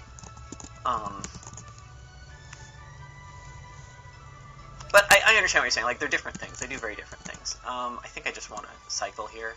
I don't think Fire of Ares is worth it. And there's no clock. Right, no, exactly. In async, there's no clock, so, like, you can fiddle around with your board. That's fine. Buffing slot 5. Do I play Anubis? Unfortunately, Anubis is not in this deck, but it could be. I do like Anubis. Anubis is one of my... Anubis might be my favorite card that I never play, because every time I try to play it, I can never get it to work, so I just kind of gave up on it. But I don't play enough to really understand it, right? Like I said earlier, I don't play as much as I probably should. I think I want the uncommon treasure over the common treasure. Interesting. I don't have any treasure hoard. This is just generally good. This might be good. I think I just take the Warp Drive Engine, which I think is honestly a bit underrated as a card. Wizard of Oz is tempting with the Wonder Box. I haven't actually done the TLK yet, though. Spoonful of Sugar is like, whatever. Is this better than Titania?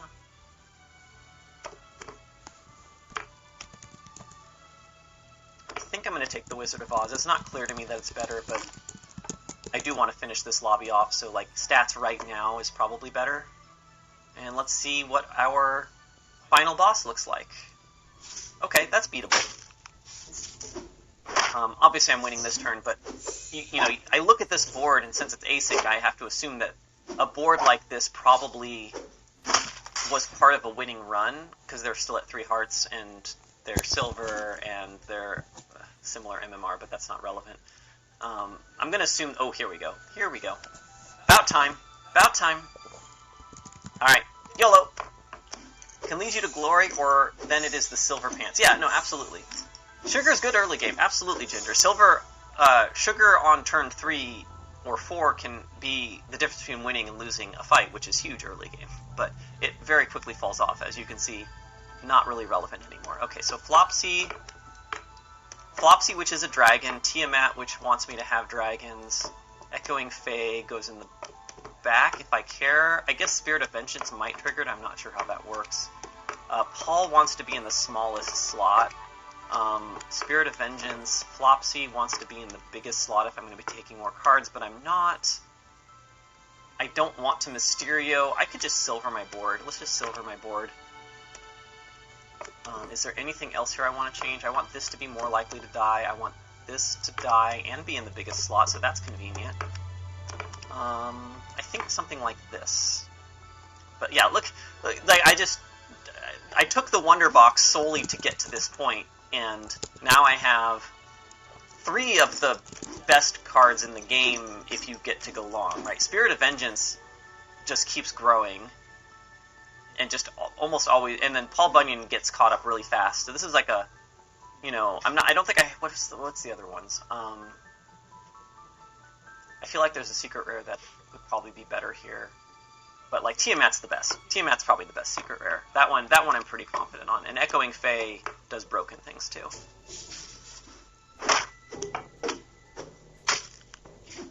Thank you, Phil. We got Hunter's Horn from our Tiamat. Unfortunately, our opponent is not good enough to kill more Tiamat cards. Oh, this is interesting. Is this better than Paul Bunyan? I could trigger Tiamat off of Daisy Jones. That's probably greedy, right? That's gotta be greedy, right? Do I just Midas touch the Tiamat? I just Midas touch the Tiamat, right?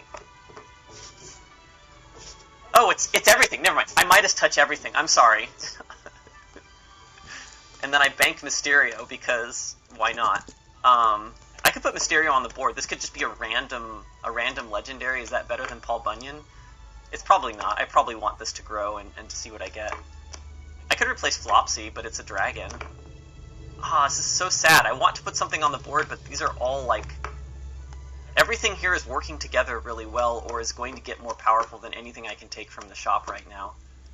Sorry, Mysterio. Yeah, things are usually... But Paul... I will agree that of the things I transform into, I was not looking at Paul as like the one that was a big deal or exciting. Golden Paul becoming twice as big obviously is a much more interesting card now. Yeah, see, my opponent's doing broken things with Tinkerer, but I think I'm going to be able to keep up because of the Paul Bunyan Echoing Fae interaction, which means I think I just win every fight from here out unless they scale in a very... unless everything gets big. Very big, very quickly. Because Paul Bunyan will always be double the size of their biggest character, which means Echoing Fae will also be more than double the size of their biggest character. So their first 4 characters get eaten by these 2 characters by themselves, right? And then I have this stuff left over. So, like, maybe I'm supposed to take Frankenstein over Spirit of Vengeance, just so I have another giant character. That's probably correct. Like, I don't care about Spirit of Vengeance anymore, I just want to have...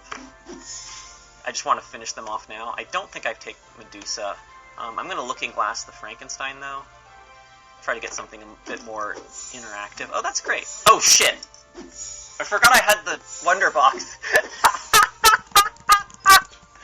It's fine, it's fine. Everything's fine. We've got, Sorcerer's Mop. Everything's fine. We totally... got this, guys.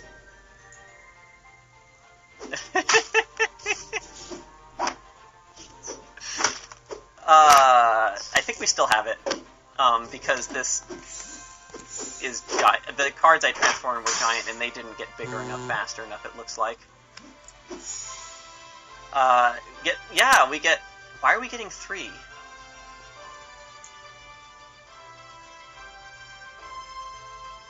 Why are we getting all 3? Oh, Burninator! Right. Okay.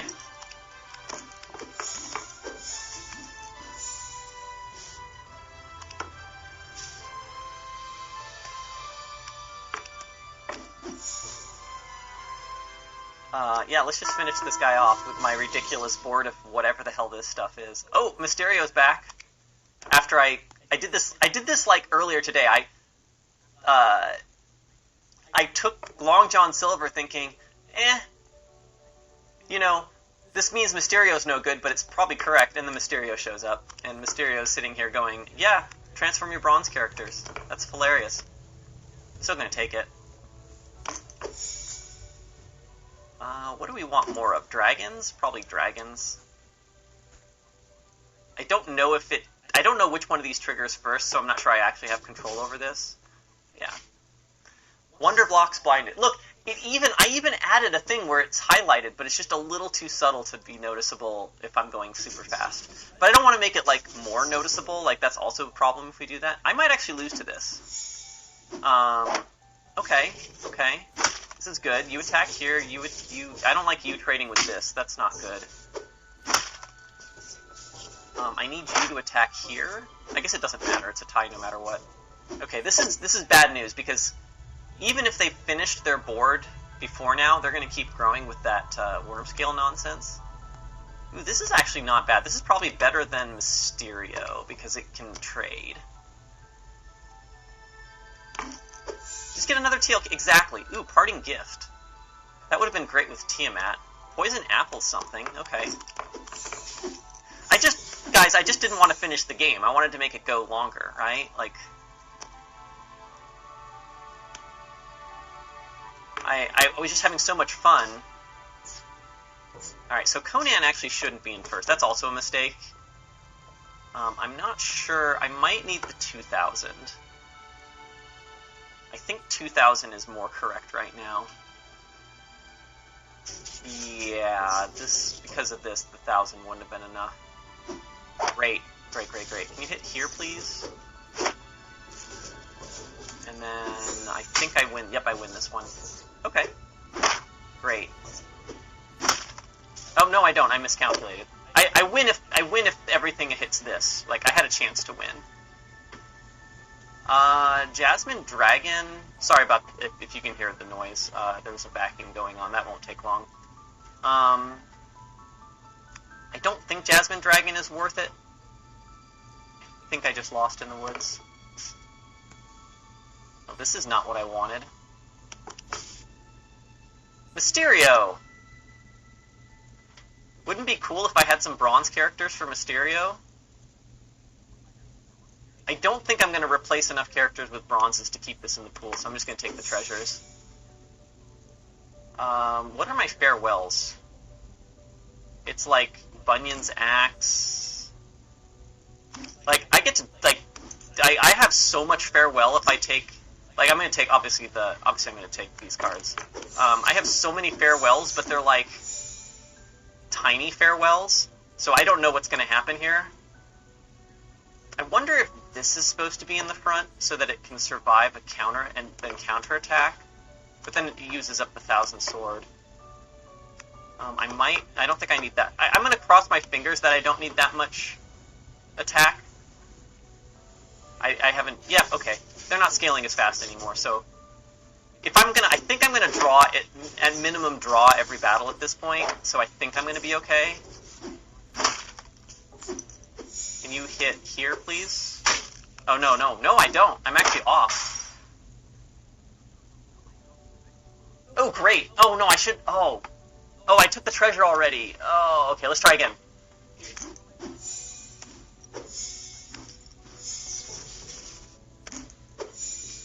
Hook is great.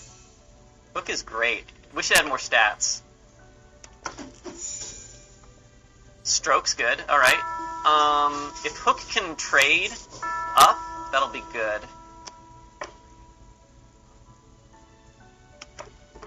Alright, Hook, I need you to hunt. Oh no, you got bigger. You got too big. Oh no. Okay, hunt. Oh, no, that's bad.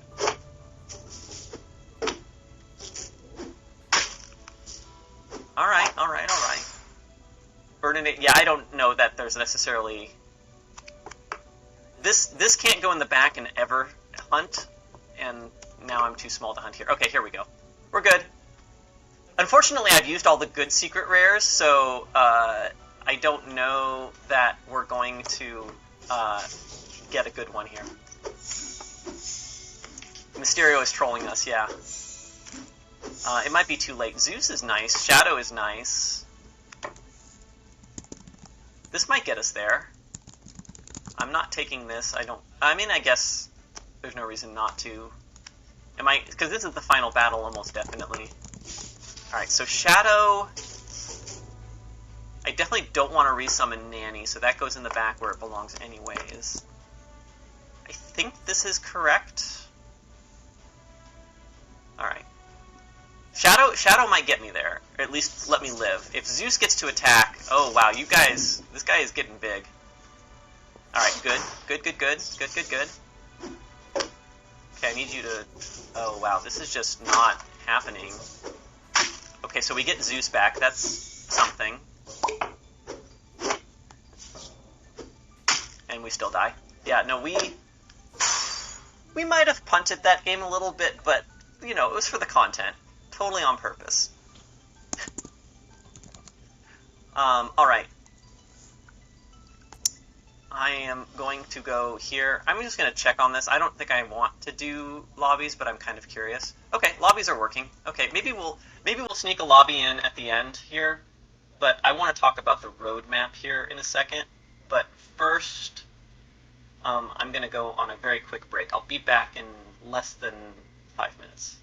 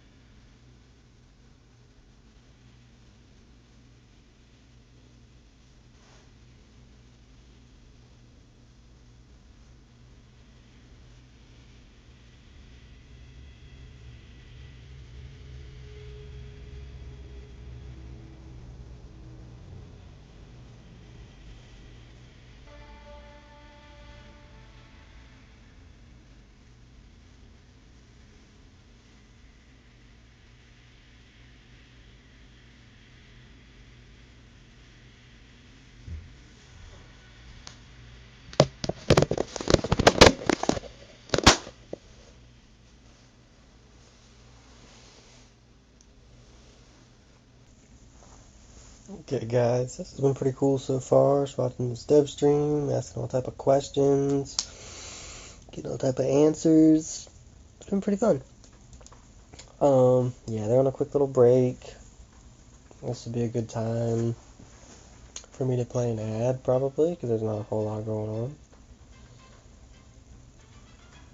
How do I actually do that?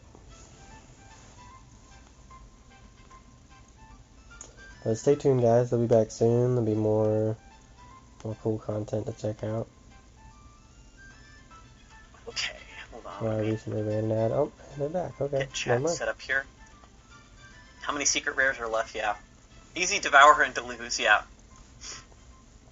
I do think that they had some exponential scaling going on. I didn't look super closely at their treasures. One of the things that isn't in yet, but obviously will be in at some point, is the little treasure icon that you can look at your treasures. We don't have that for the opponent yet.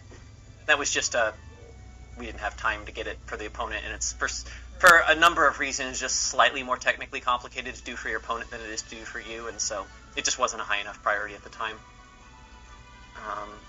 Anyways, so this is the roadmap that we published about, I want to say, a month ago or so. I know we did it around the time we did the Steam launch, and so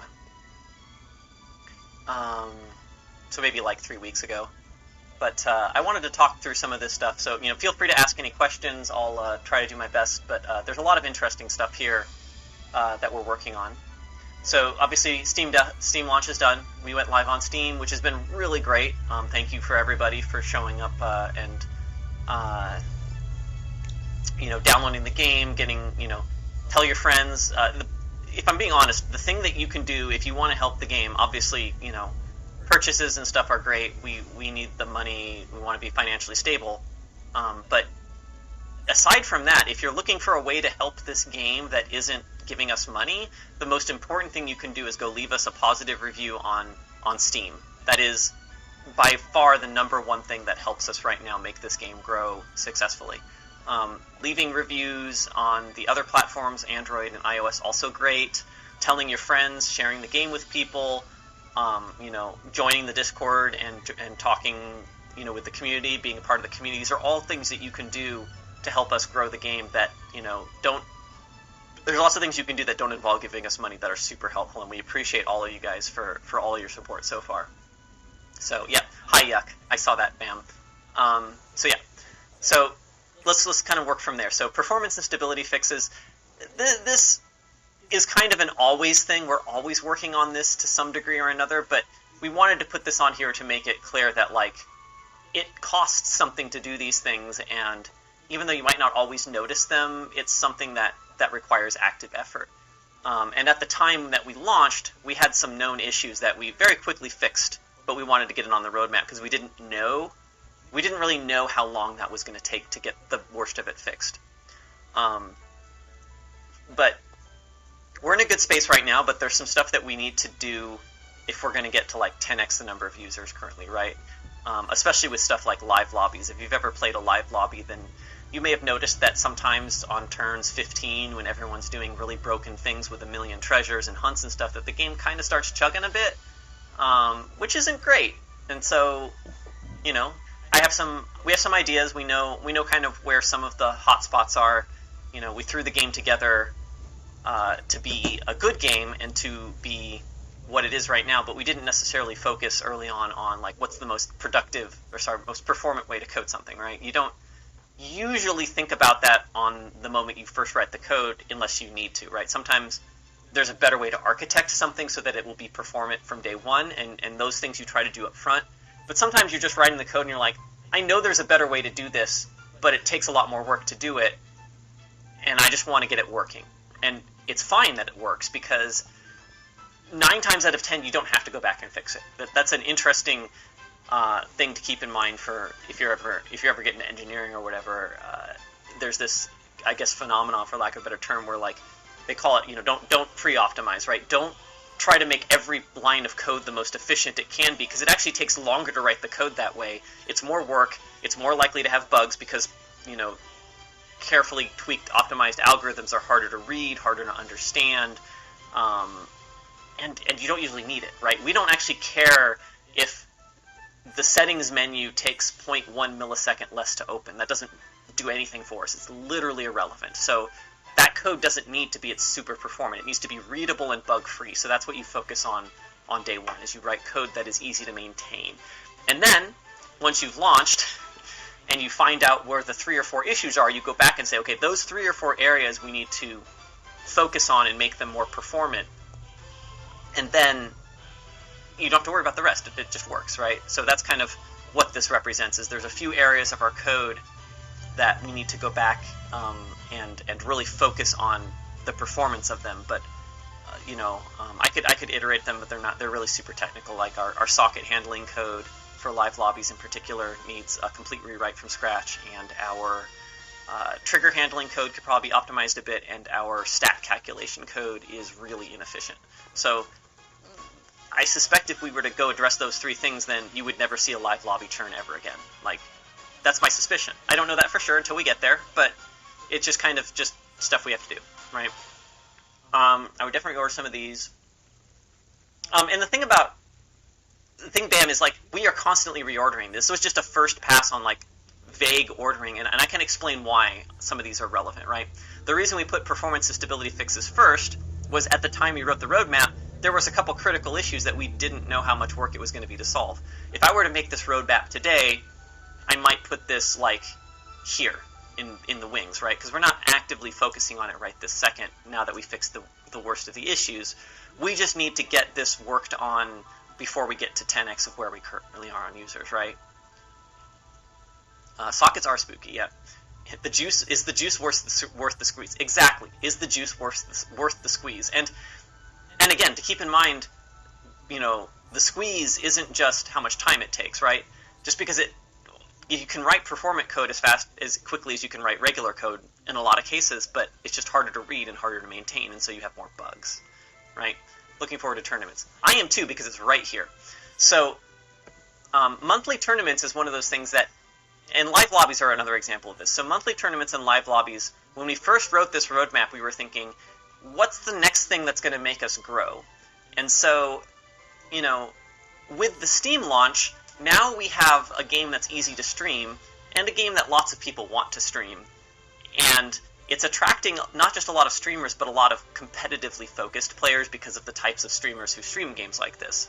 And so, what do you do to keep going from there? Well, you want to make your competitive players happy. And so, monthly tournaments and live lobbies are kind of a way to kick that into another gear, right? We want to kick that up a notch and get streamers and competitive players to keep playing the game and to have that kind of continuous, you know, feed of content from the tournaments, the lobbies, and of course sets as well, which we'll get to.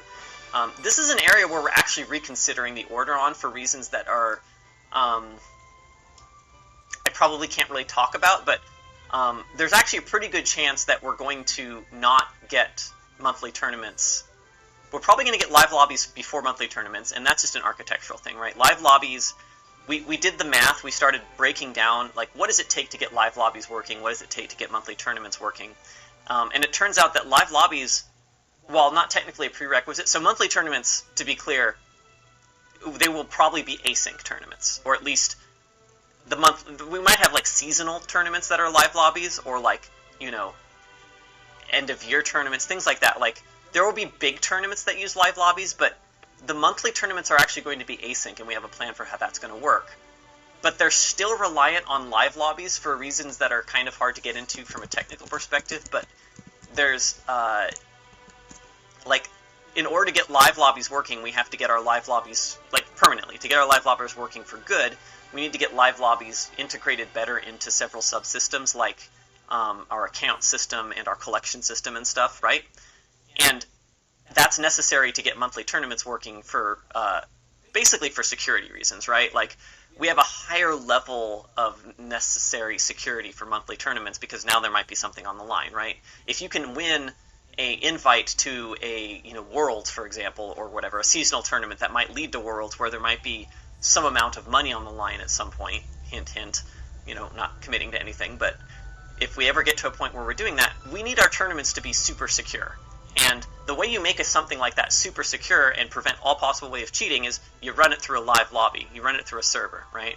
The async game runs on your phone. You can technically, I'm not going to encourage anybody to do this, but there are things you can do to get in there and kind of poke at the bits and see what's going on that we don't want you to be able to do when there's something on the line. And so even though monthly tournaments might not use live lobbies from a, like, you're playing against 5 players live perspective, we still have reasons that we want monthly tournaments to be in contact with the server constantly and, like, validating that what you're doing doesn't involve anything shady, right? So these are tied together pretty closely. But they're also a lot of work. So we don't know exactly when they're going to ship in relative to some of these other things. Cosmetic Switcher, not a lot to talk about there. It's a prerequisite for getting out more skins because there's an extra skin for every captain already, and we don't want you to. You have to have a way to pick them. This is coming along nicely. It's just a question of when do we get it so it's shippable. Daily first win bonus. We mostly put this here because we already have it working, and it's just a question of the UX. We don't really know what the ideal UX is, like on Captain Select and end of game, how we want to tell you that you got a first win bonus and how it works. But the feature works already. And then, of course, Set 2 release, which might be coming pretty soon. We're already starting to get into the testing phase of this, so I'm sure we're going to start seeing some previews and some more stuff pretty soon. So Get excited. Set 2's coming. There's a good chance Set 2 will probably come before we get to monthly tournaments, and it might come before we even get to live lobbies. That's kind of, like I was saying earlier, when we wrote this roadmap, we had an idea of what order things go in, but we're already rethinking some of those things, because the sooner we get Set 2 out, the sooner we get to keep that whole, excitement of the game going, new users joining, getting excited, old user come back and play. And there's some stuff coming up timing-wise that make sense for us to get Set 2 out sooner rather than later. So we're working pretty hard on that. And that's kind of everything on the on deck, and I'm going to see if anything's going on over here in chat. Sorry. Tournaments will be async? Yes, right now tournaments will be async, but not all tournaments will be async. We do have plans to do live lobby tournaments for kind of those monthly, the top 16 maybe, or maybe there'll be a seasonal tournament. We don't have the exact details figured out, but there will be live lobby tournaments with spectating and casting and stuff at some point. And yes, live versus random, yeah, okay. And not only that, but we don't need to get full live lobbies working in order to do a 16-person seasonal tournament, right? We can just use friend lobbies for that if we wanted to. So they're tied together in technical ways that are much stronger than they are in terms of functional ways. What's async? Yeah, async is the main game. Async is what you saw me playing earlier. It's when asynchronous, meaning you're not playing against your opponents live. Your opponents aren't playing against you at the same time as you're playing against them. It's asynchronous, right? Synchronous meaning at the same time. So when I play a live lobby, we're synchronous. Everybody's playing the same game at the same time. When you play in the normal game mode, it's asynchronous.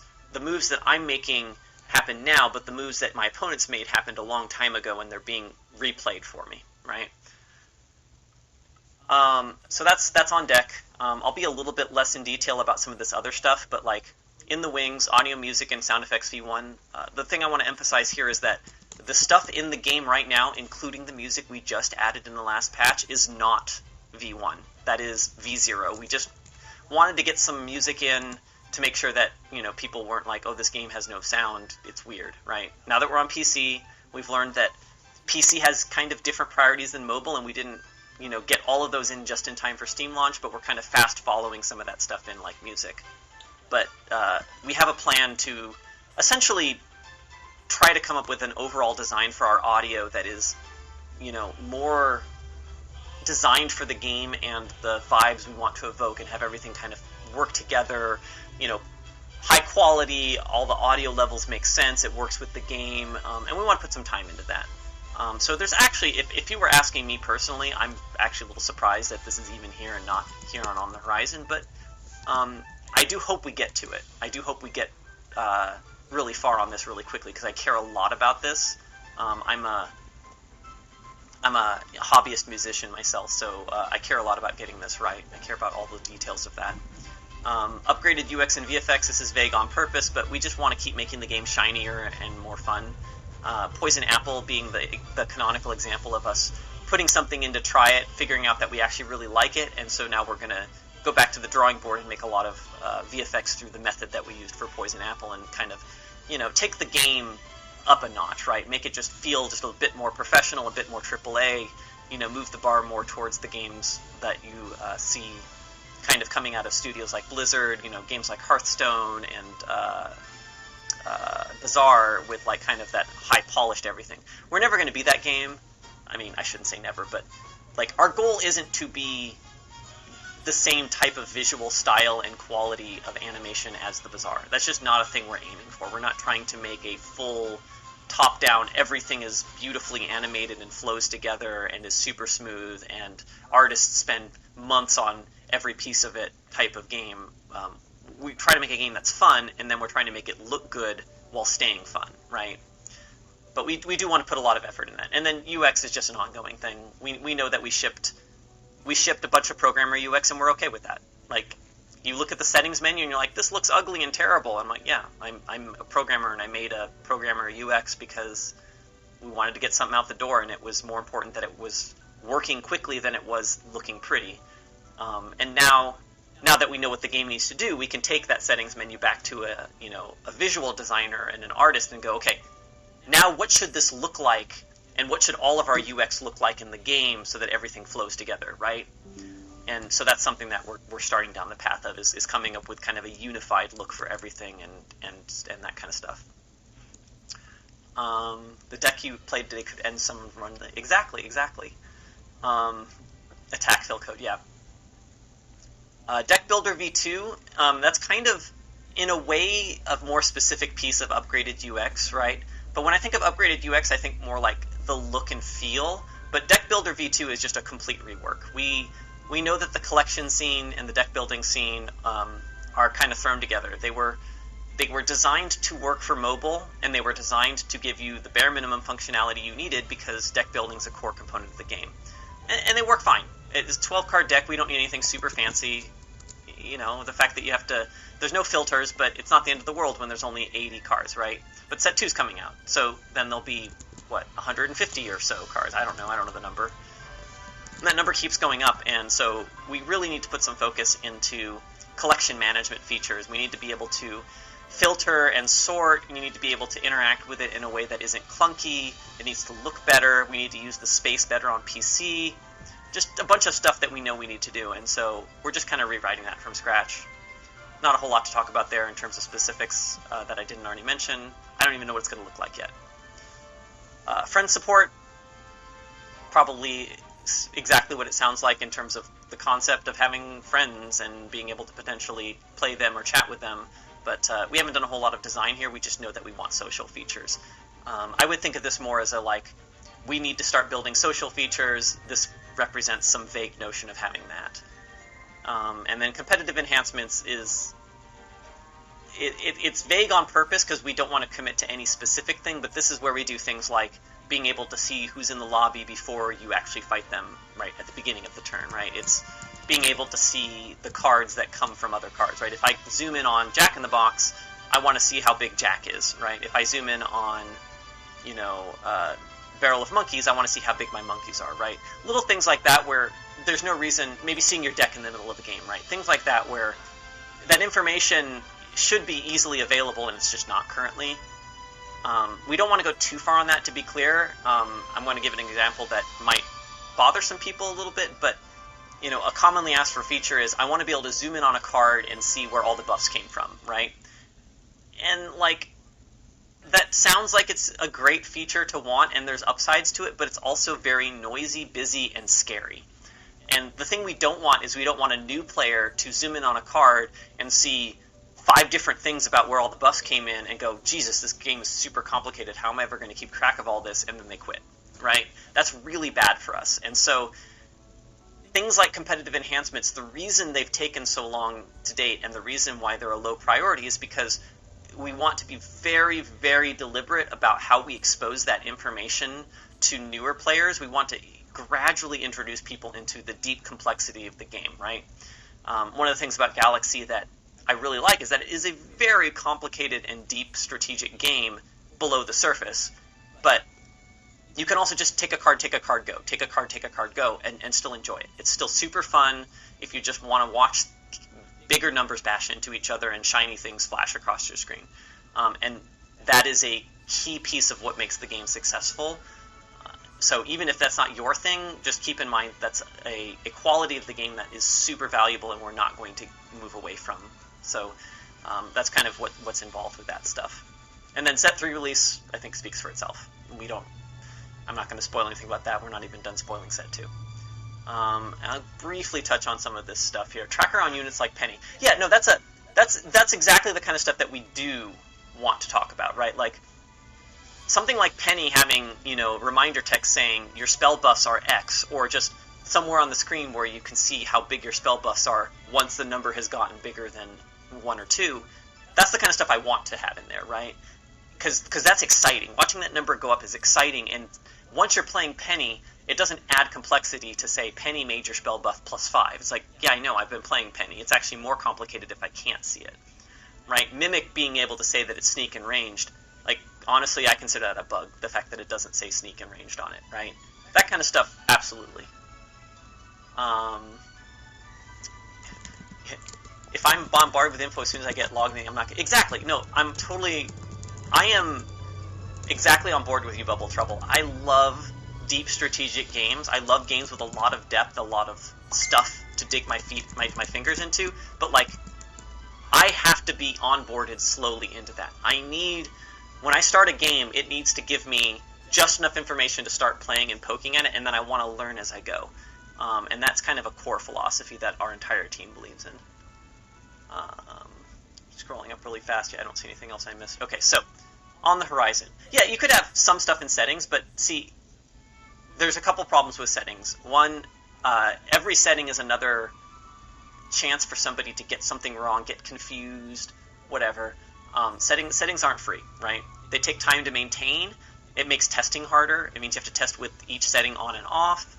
And then if it's a setting that turns on competitive info or something like that, everybody feels obligated to turn it on, so why do you even have the setting in the first place? Or if they don't know about it, then they get frustrated that it wasn't on in the first place, right? So settings are, to me, a setting is like your last option. I want to try everything I can in a game before giving you a setting, unless it's something that like makes sense as a setting traditionally and is more of like machine-related configuration, right? Like we have, I can talk about what's in the setting menu right now, right? Like volume and like graphics stuff, yeah, absolutely. I could see adding 10 more graphics options in here at some point if it makes sense to make it run on different types of devices or whatever, right? Fine. But settings for stuff like, should you be able to see the lobby or not? Like, that's just not, or should I be able to see all my buffs or not? Like, that's a kind of a red herring, right? So on the horizon, I'm just going to go through these pretty quickly. Official launch across all platforms. This is like, what this really represents in a way is that we don't really consider ourselves to be, truly a 1.0 level game, truly a game where we're like, this game is everything it could be feature-wise, and we're super happy with it, and if we stopped working on it, except for, new sets and stuff, we could be satisfied with what we created. We're not there yet, and we won't be there yet until we've done, a good third to half of these things here, if not all of them, right? Like, in fact, I'm just looking at it, and everything on these lists except maybe monthly tournaments and maybe like first wing bonus and maybe friend support are all things that, like, if we were releasing this as a full experience where it's like pay $40, you get it and you're done, and we're not in early access and this is what you paid for and you own the game, all of that stuff would be part of that V1, right? And so we're not really at V1 yet. We're kind of like at V0.6. Right? And so this kind of represents that moment of us saying, hey guys, we're good, we're ready to go. And this is where we start considering also, like, can we be on Xbox? Can we be on Steam? Can we be on PlayStation? Do we officially support Steam Decks and Linux and Mac and stuff, right? Like, I think we technically officially support Mac, but like Linux and Steam Deck we just got support for kind of almost accidentally. We made some changes and got it working, but like, I don't know that it works under all configurations on Linux. I don't know that it works perfectly on Steam Deck. You can't use the controller, right? That's a piece of that puzzle, right? What does that look like? More cosmetics, lots of options there. I'm not going to go into any detail. More new sets, same thing. Remove attack Phil because Phil's really good and he shouldn't be attacked. That's a choice that you should never make. Don't attack Phil. Save and come back support.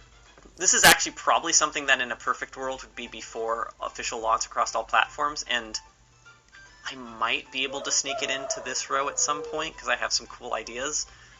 But it really is a surprisingly hard problem.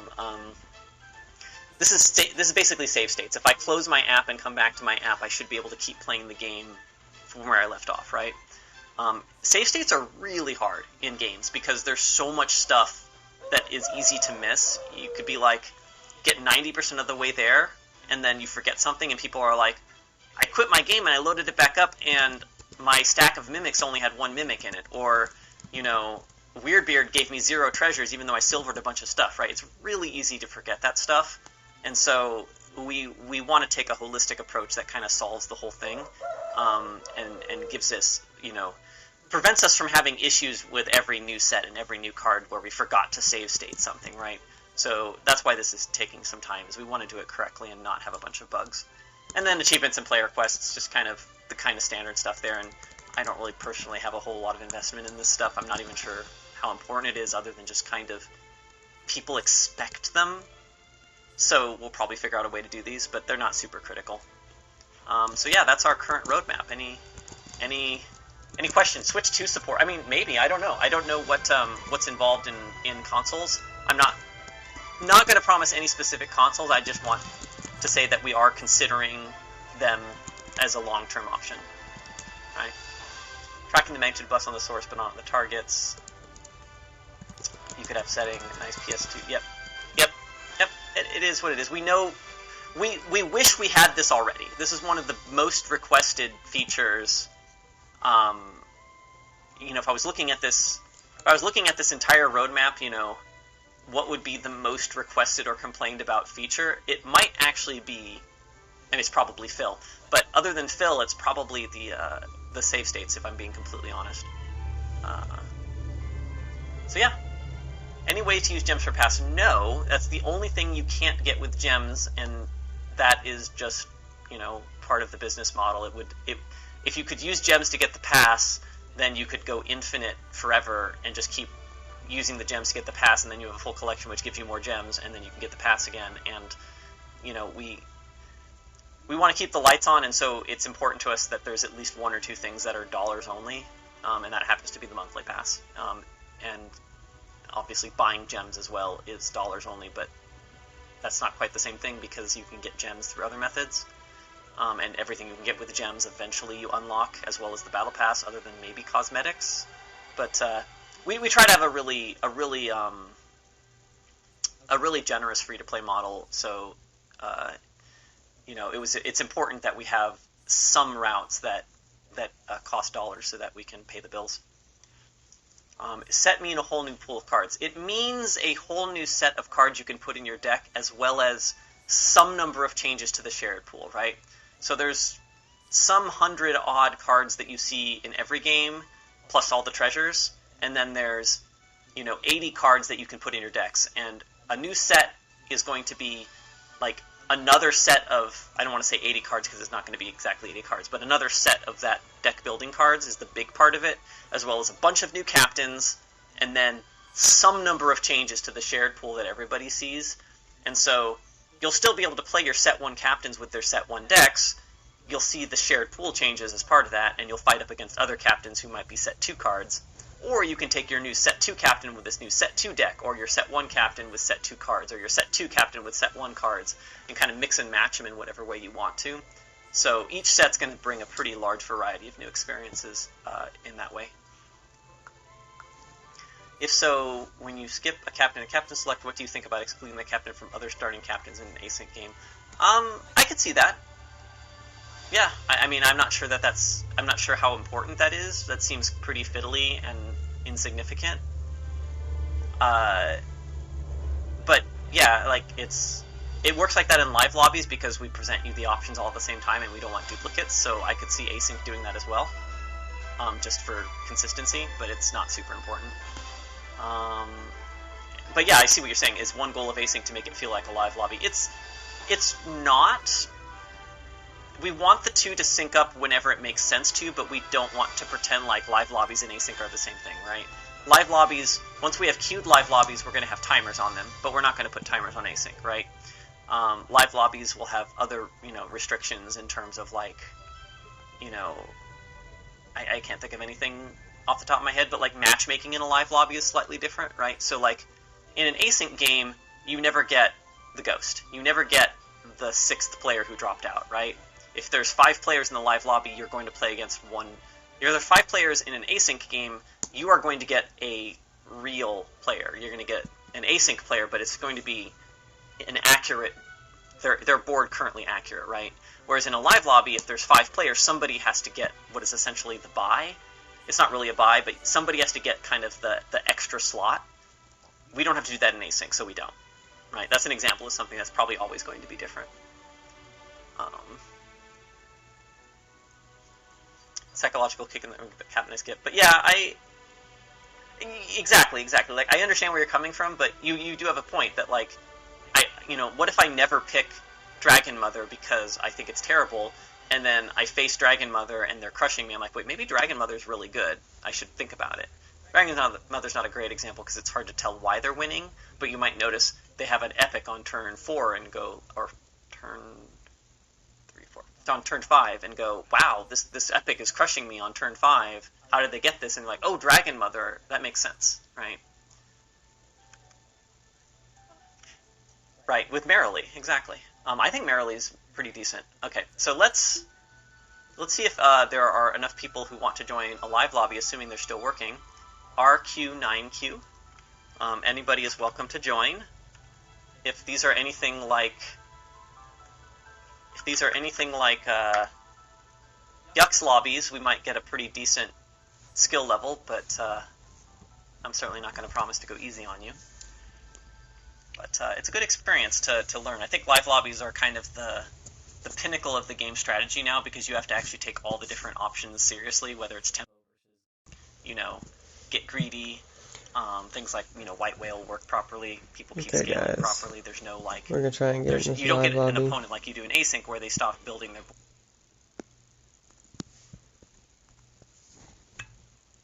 Oh, man, I missed it. I was too slow.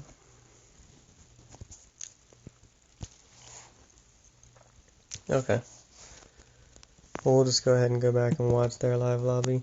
I was going to try and get into the live lobby and play it with them, but I was too slow, unfortunately. So we'll just go back and watch their live. You get them on gold, you get a bonus shop out of them. I like that. And then a Thunder of Dragons, a little... Oh, I think we just had some lag. Bit of Dragon top end. Good to know about Hephaestus, Flopsy, okay. Sinbad, which never silvers according to Yuck. Yeah, let's do this. Good luck, everybody. Good luck. I don't know how many of these we're going to do. I'm coming up on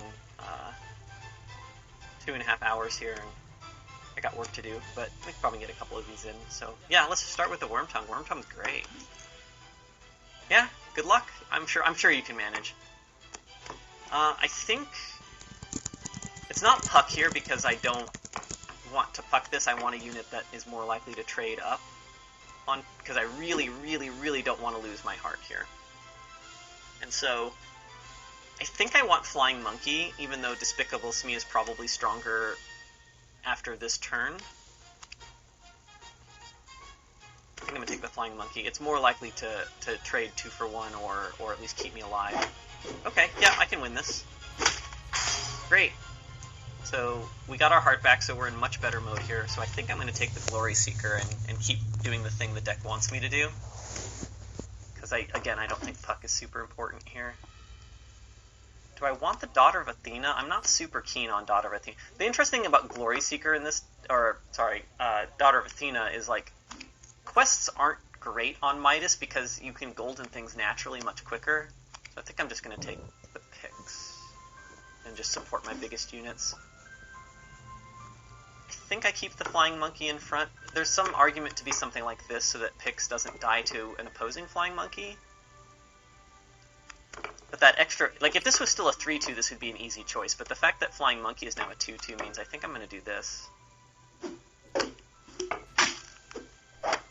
And that mattered there with the... maybe it didn't matter, I don't know. I'm not paying attention. I think I'm just going to meet in a tavern here. I think random is better than these options. I don't love any of these. I mean, Katamari's interesting in that, it's going to be pretty easy to golden if I keep taking these kinds of characters. Maybe I'm supposed to take Katamari for that reason. I think I'm just going to meet in a tavern, though. I like hitting the button that hits random. Okay, so Prince Charming, everybody's favorite.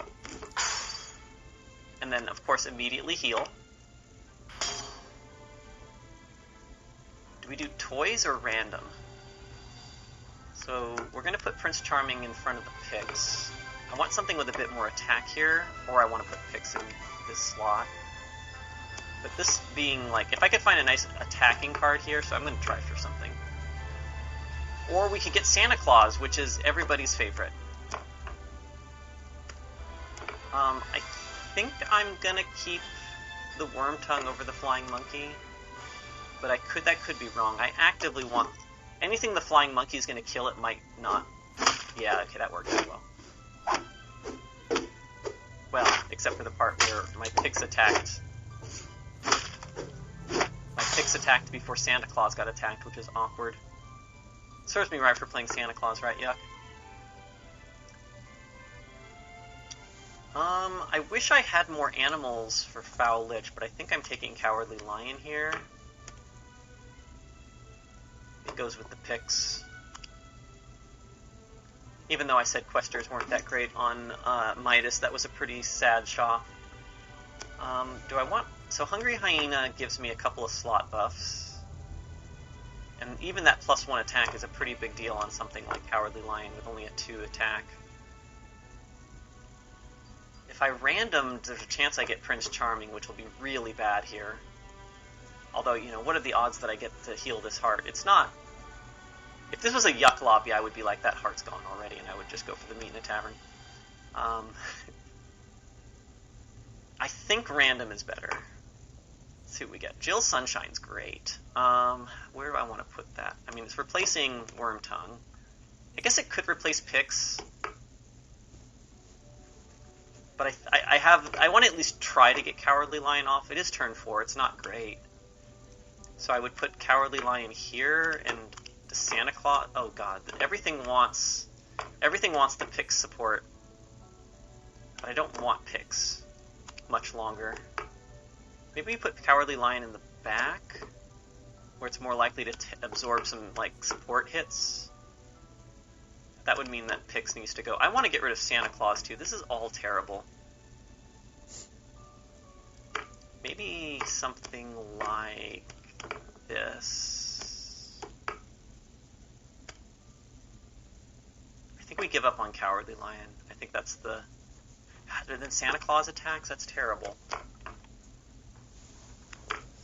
There's really no good configuration here. Nothing's going to make me happy. I think I just need to bite the... Except that this is going to be a really bad turn for me.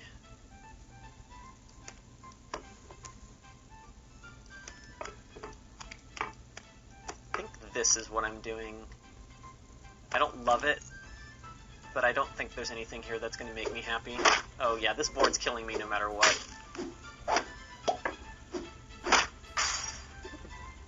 Switched from Bazaar to Pawn and Galaxy a few days ago, reached Legend. Love your game, great work. Thank you, Martin Pill. Yeah, I have no faith in this lion either, Pav. I'm just, like, trying to make the best of a situation. I think Punching Bag is above average here. I don't want Achilles. I'm not winning any fights here. How did Santa get bigger? Was there, like, a random... Did it summon, like, a gingerbread or something? Why did Santa get bigger? Okay, so Santa or Worm Tongue goes. Well, now that Santa's bigger, Worm Tongue goes. So let's take the Punching Bag. Does a level 1 treasure, and I could actually put it here instead of Jill Sunshine. I mean, maybe I keep that both. 4, 3... Which of these am I getting rid of? I'm probably getting rid of Santa Claus. So, everything here wants everything.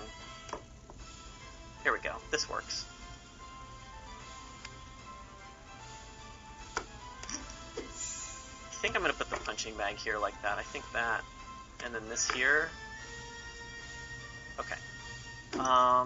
Gold Ring might make the Pix trade, but Twin Shot probably does that too. And then Jill Sunshine might also trade. Yeah, I think we're just going to take the Twin Shot. Cards that break your hearts are annoying. At least there's only one of them. Oh, great. We're facing Chucky on full hearts. I think we're just dead here. Oh, they're not as big as I was expecting. Oh, I didn't think about that interaction. That wasn't great for me.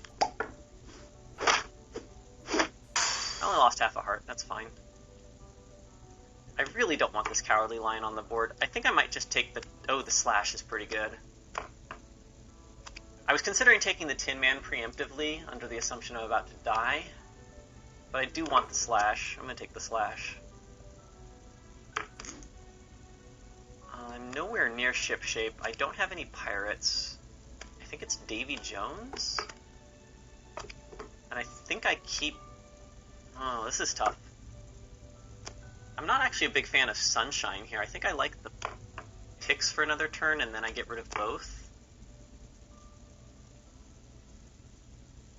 Davy Jones, I think, is slightly better. Let's do Davy Jones. Okay. Wow, this is going fast. I think we knocked out a couple people early here, it looks like. Which means some of these people are probably powered up. Alright, there we go. We got our heart back. Thanks, Radstash. Davy didn't die, unfortunately, so we're just going to probably replace Davy. There's so much stuff here on the board I want to replace. Maybe I start by replacing Prince Charming, actually. Ooh, Silver Davy. Or, sorry, Gold Davy. Stinky. Sunflare and Lightning Bolt also worth considering in the right scenarios. I'm not going to take Lightning Bolt here since I don't have a cracked heart. Stinky's really nice here, though. I think I'm just going to golden the Davy and get my treasure. It's early enough, a rare treasure could still be pretty significant. I'm not summoning. Oh, that's a big boost. Do I want the big boost, or do I want to start seeing legendary spells? I do actually like this for the Eurekas, which means I'm not going to see a single Eureka. But I'm still going to go for it. Let's go for the Eurekas.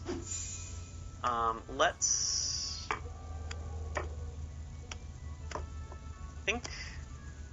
think I'm just going to let Slash be in the back. I'm not super worried about Slash. I'd rather have all of these get the health buff and such. So that's a big goodie bag. Slash hit here. Oh, come on. Hit here. I'm not going to get it there anyways. I thought we might be able to get another unit down, but that wasn't happening. Mysterio's actually interesting. I don't want the stroke. That's the biggest downside of Merlin's Tome, is I don't want strokes this early. Mysterio's great here. It's okay here. It's fine here. And I don't need picks on the board, so I think do I Mysterio into Mysterio? I think I bank it so that I can get Golden Mysterio later, but I do want to get rid of picks next. Ninja's good. Sparkle's fine. Great. We've got a lot of ranged here, so I'm looking for a pirate this turn to make Robin get bigger, but I'm not seeing one. So I'll probably just take the Jasmine Dragon and hope I live another turn, and then start going off with that. Something like this. This could work out, depending on how good the ninja is here, but the fact that Chucky's still on 3 hearts does not make me feel like I'm winning this. Can we hit this right here? Thank you. I mean, this goodie bag's still scary AF, so... And of course they're summoning ridiculous things. Okay. We didn't die. Merlin's Tome is one of those that I never pick. I don't really know what the legendary spells are, if they're better. There's only a few of them. Of course, now I've gotten rid of my... I got rid of my Iron Cast, not on purpose, it just got transformed, so Eureka's not as good as it used to be. I think I just take Nessie for the stats here. I don't know which I like better between Davy Jones and Sparkles, so I'm going to kill Davy Jones. And then I think I just want another stats card. Although Titania also could work for that. There's also some consideration for this, but I think I just need big numbers. I don't want to lose that last half heart. Oh, good. Somebody else who has not as many hearts as I do. Yeah, there is... So Mixo Macho... I don't remember if it's legendary. Let's see what it is. So I know Eureka's legendary. Double Double is legendary. Stroke of Midnight is legendary. And I think Mixo's the 4th legendary spell. I'm not 100% sure on that one. Still don't have a mage. That's going to be a problem. I really wish I'd kept the Iron Cast with the Jasmine. That turns out to have been a very greedy YOLO play, taking that Mysterio. None of these are mages. Oberon's okay. Oberon might be better than Robin right now. I mean, it's better than Jasmine Dragon, and I don't want to lose, and I'm about to face a pretty strong opponent, I think. I might have to take the Oberon. I don't love it, though. Maybe over the Robin? I think that might make more sense. Which means we want to do something like this, maybe? Alright, let's do this. Mixo's legendary? Yeah, okay. Yeah, and that's an example of, like, I could totally see, when you zoom in on Merlin's Tome, I could totally see it, like, having little icons of the 4 spells so you can zoom in and see what they are. That could make sense. Because, like, this is inscrutable to a new player, right? They're like, what does that even mean? And so, like, maybe if you click on, maybe there's, like, little icons of shared cards here and you can click on them and see it. Because we already want to do that with things like Jack in the Box, right? When I click on Jack in the Box, I want to have something here that I can click on to see how big Jack is. That is a goodie bag. That is probably killing us. Especially if I keep attacking so badly. Yep, that's dead. We're dead. That went fast. Alright. I think I have time for one more if we have, if we have enough people still want to play. Okay, we're gonna try and get him See. this time. 96 WP.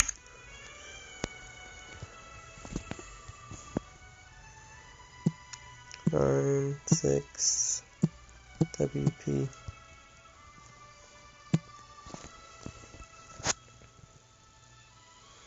Awesome. Okay, so we'll close this out, and we'll go ahead and play in this one. We got in it. Awesome.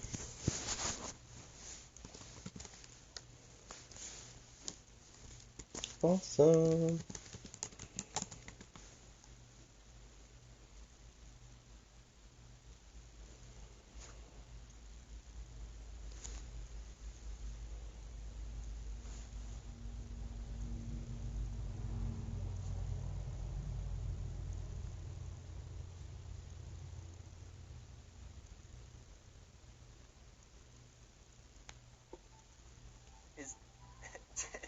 Ginger, is this you?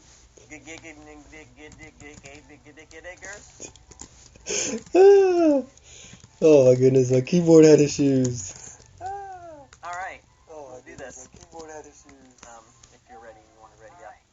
We've got That's crazy. Radstash, Dokeshi, Bleach, Sassy Derriere, and Okay, sorry.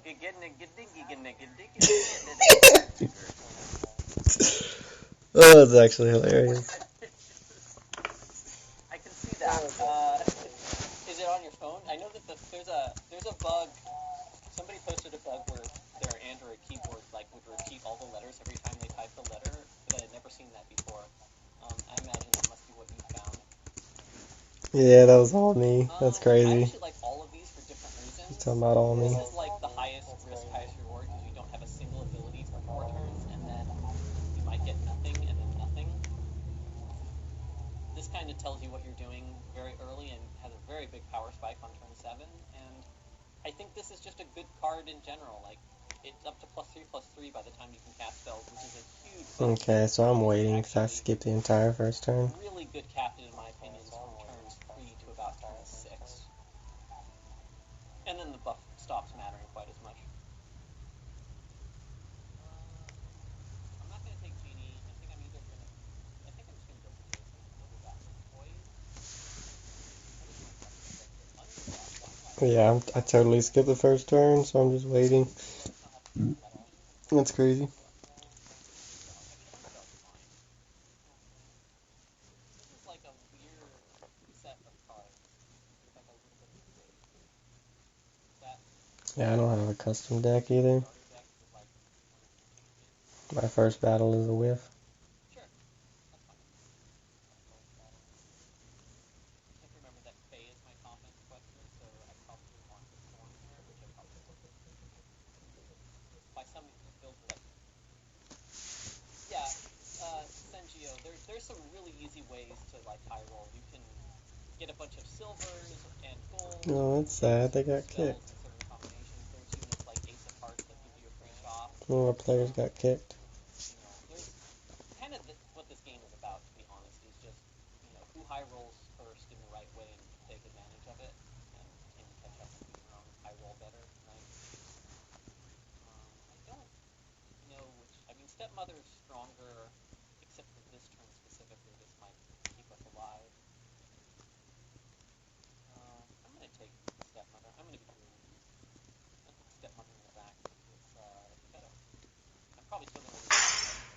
Yeah, I totally lose first turn against Radstash. That's alright. Oh, Toadie's actually a good one. Gives me a legendary. Pumpkin Spice gets my heart back. Sunshine is a good buffer. Gives me a +5 attack. Okay, we'll try that. I'm already on green, so that's awesome.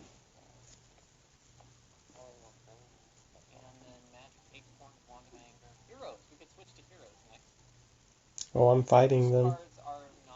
That's funny. They might beat me. They have good attackers and treasures.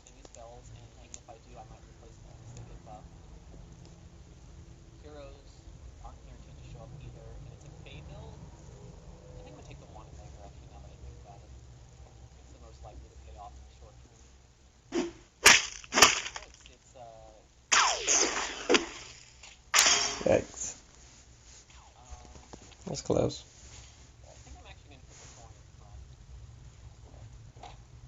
Meeting a tavern might be a better one. Pirate's a good one. Kaya is a good one. Gets me a plus. Going against Sassy.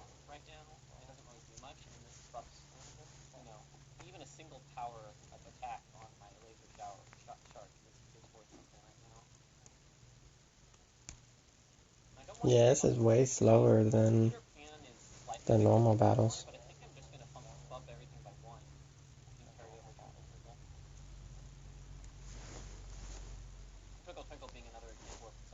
So you have to wait for everybody to queue into battle. That's cool. Ooh, good job, Pirate. Oh, wait, no. Okay, we tied. That's good. Oh, I need to turn my volume down. Sorry about that. Nameless one is really good. I have a buff on this spot, too. I should definitely take that. Navi will heal my broken heart.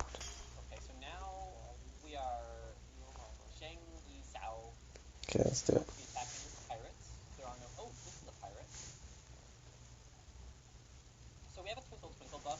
Pretty cool. I think I want to put her video up.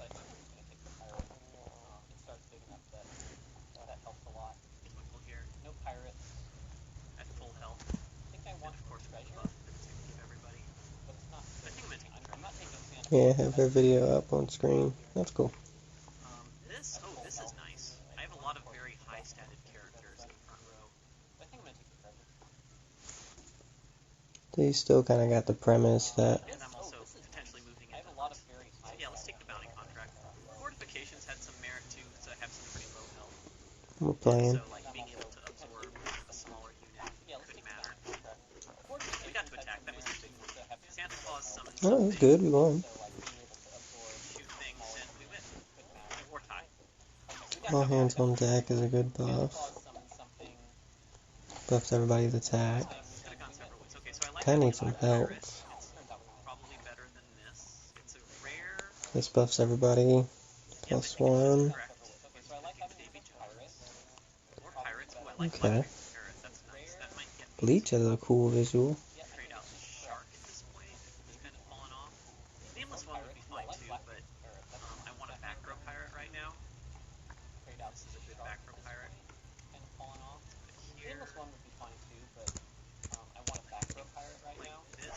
Okay, there we go. Nameless. Nice.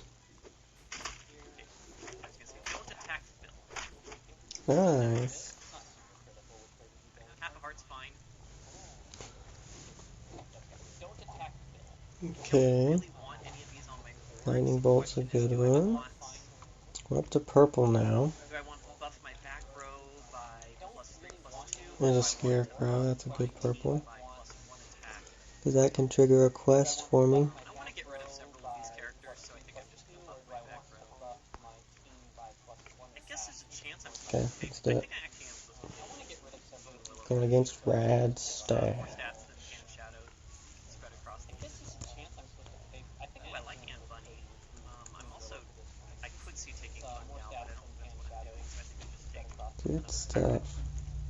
I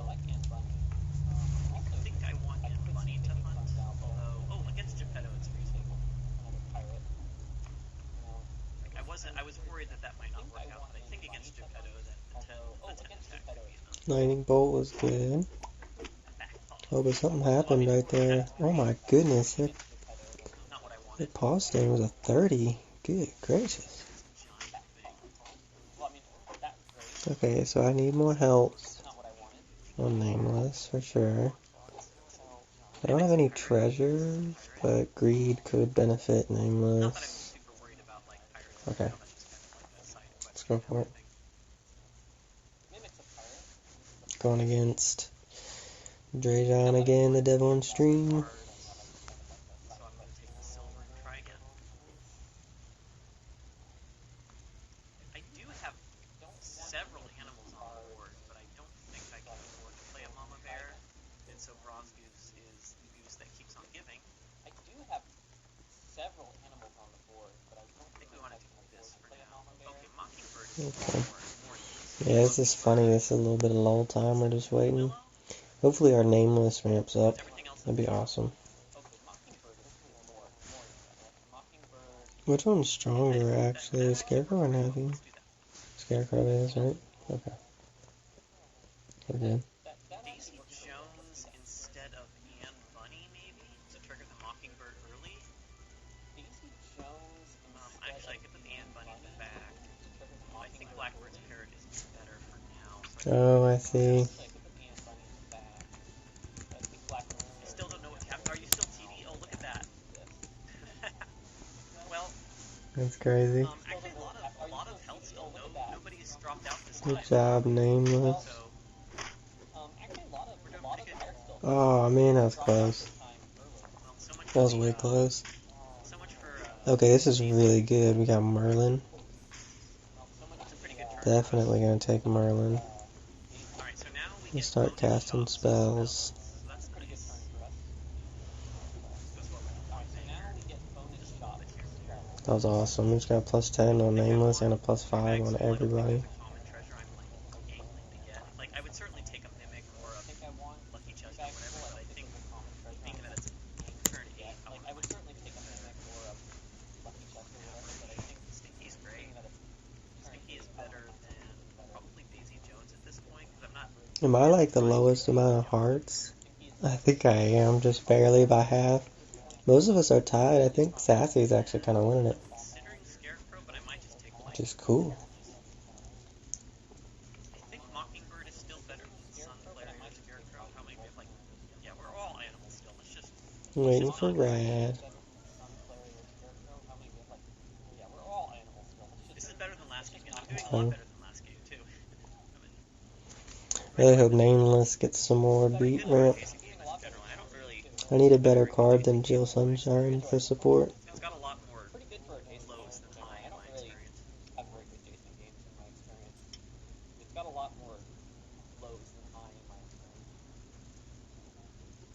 Some players really like it, and I can see that. Like I think. there's a pretty common Okay, well theme that spell wasn't too great. portion of Oh, but I think we win. captain. Nice.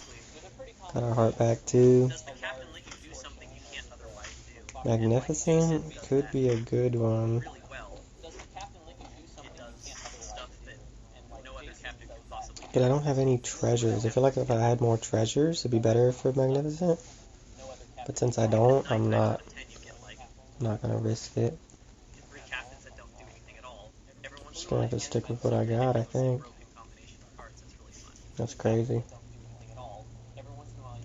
I want the Kraken or the Nessie? I'm definitely taking a legendary. Goldilocks could be good, I'm replacing but I don't have anything that buffs, that is a slot buff. Stinky or Mockingbird.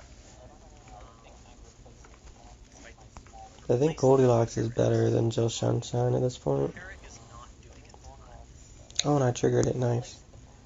Pirates. Bronze Ooh, that could be really good for him.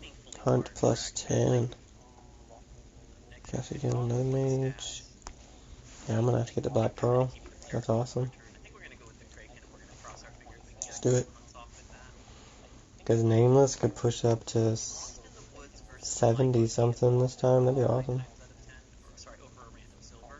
Unless I'm really fishing for a common treasure, it's better to take one from the woods. This is a little bit of a strategic nuance that you shouldn't worry about until you're very good at the game, but silvers are our rerolls, and you don't take a...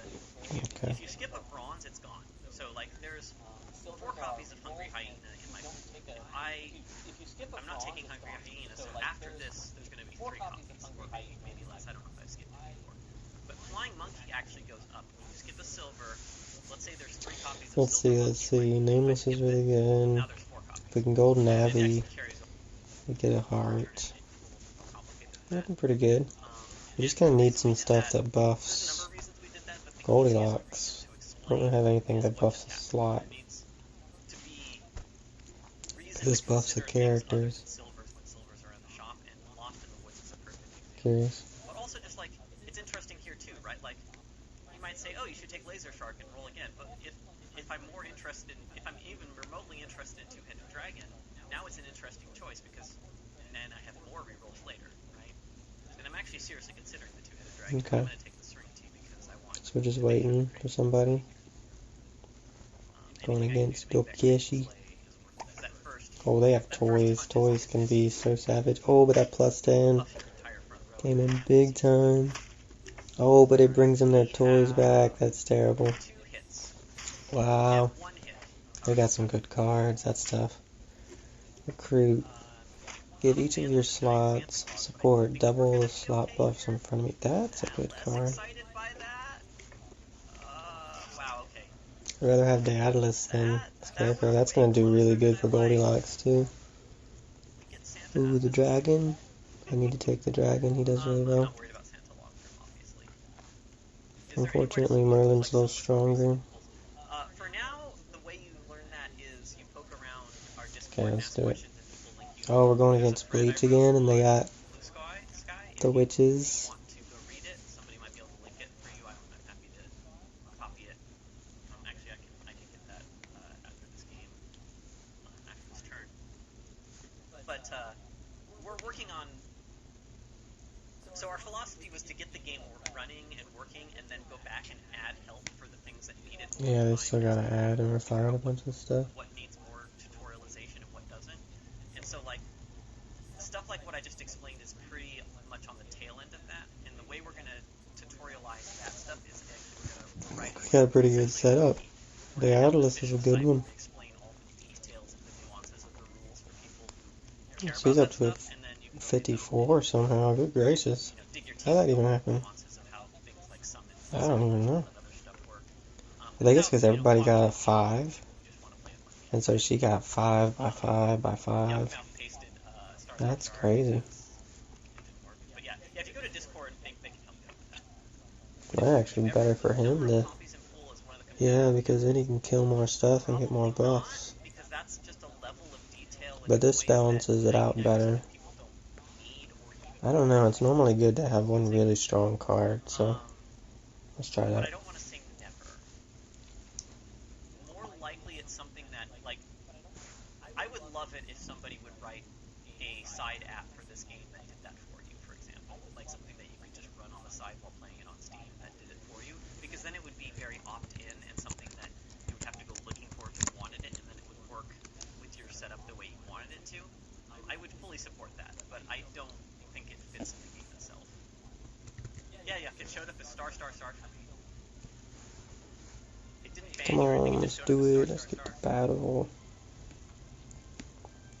Is there an advantage to taking a legendary aside from them just being powerful? TL paper secret. I mean, I'm not sure if you were talking about a specific situation, but yes, I'm always thinking about that.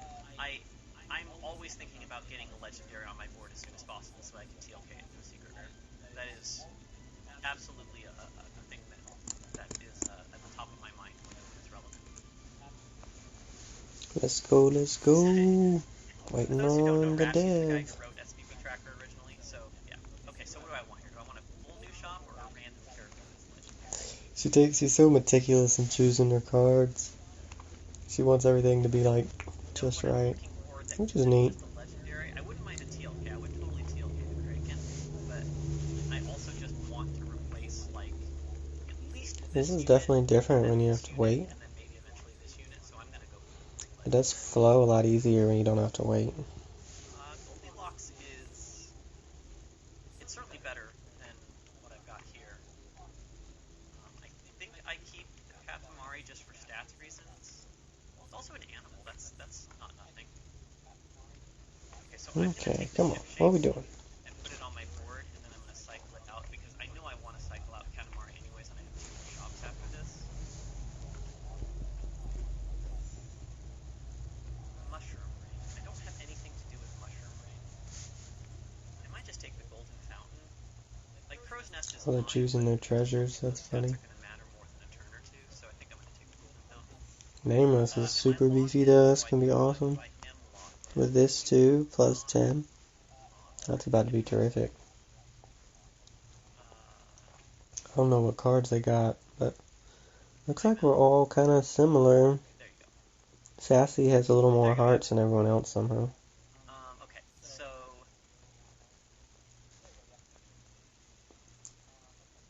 I'm taking, I think, Guardian actually for a turn. I think it's going to be better than Bahamut. It's not clear to me, but I think I'm taking the Guardian. I might replace it though. We just take the over the. Ooh, Jasmine Dragon's tempting. I just don't have Pooling any logic. units on our board. I don't have a way to get Okay. treasures in here. Like, if I had some way to get treasures baked into my board, it might make sense, but I think we're gonna just put Goldilocks here and hope that Craig can attack. Actually, you know, Mockingbird in the front's not completely terrible either with sneaking down. I think I like this best, and I think we're just gonna over the rainbow for next turn. Okay, let's do it. Let's do Make it. everyone a mod. Piop Riot.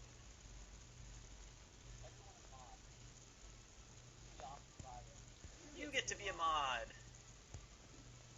I think that's it. Let's I go. was Let's hoping I could find a battle. couple more people to make mods. But Pirates about to go insane.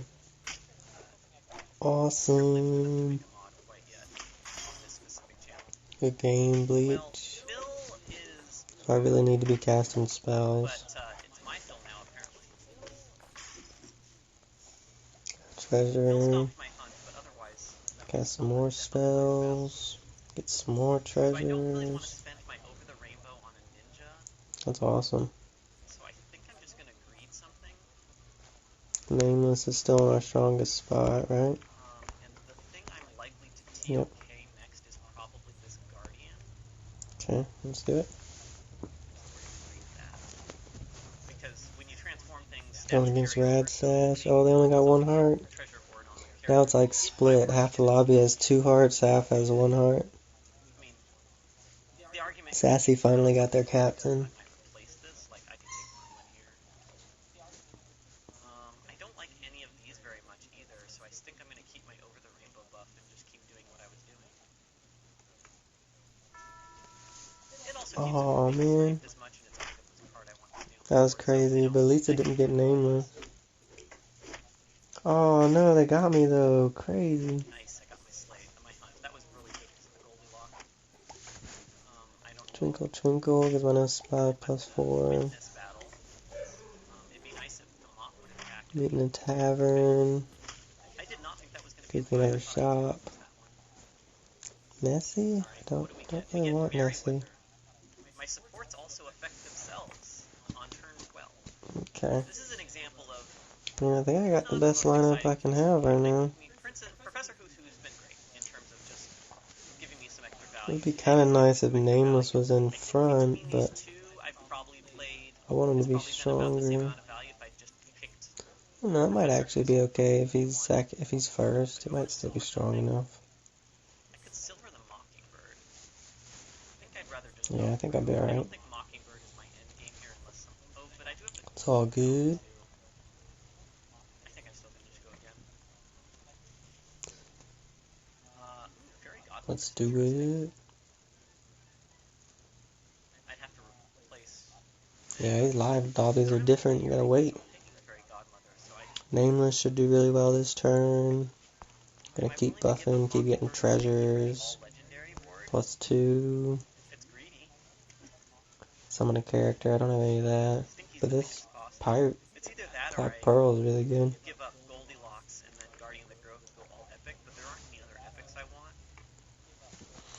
Let's go, let's go. Let's give myself a chance to fairy godmother here. Go away. Sure, why not? Let's I don't want to mix it, that's boring. Let's do the all fairy godfather board. Mop. Right after I got rid of that dum-dum. The summon guy. Changing the title. Alright, so we want animals. I actually think this is probably still positioned correctly. I guess this isn't going to trigger, but I do want the animal to attack before Guardian, so maybe like... Okay, Nemos did pretty good. It was actually kind of helpful that Goldilocks was a little strong. Okay, we tied. Awesome. A little too big for me. Please hit. You guys stop. That actually worked out pretty Stop good. having the biggest things all hit into my... Start the next turn.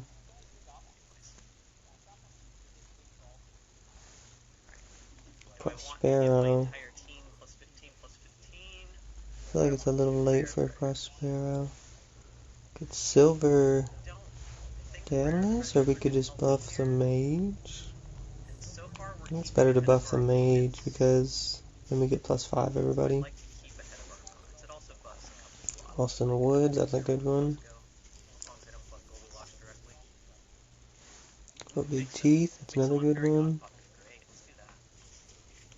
Casting quite a few spells, that's nice, that's very nice. So what do we got? Lost in the Woods, that's actually awesome.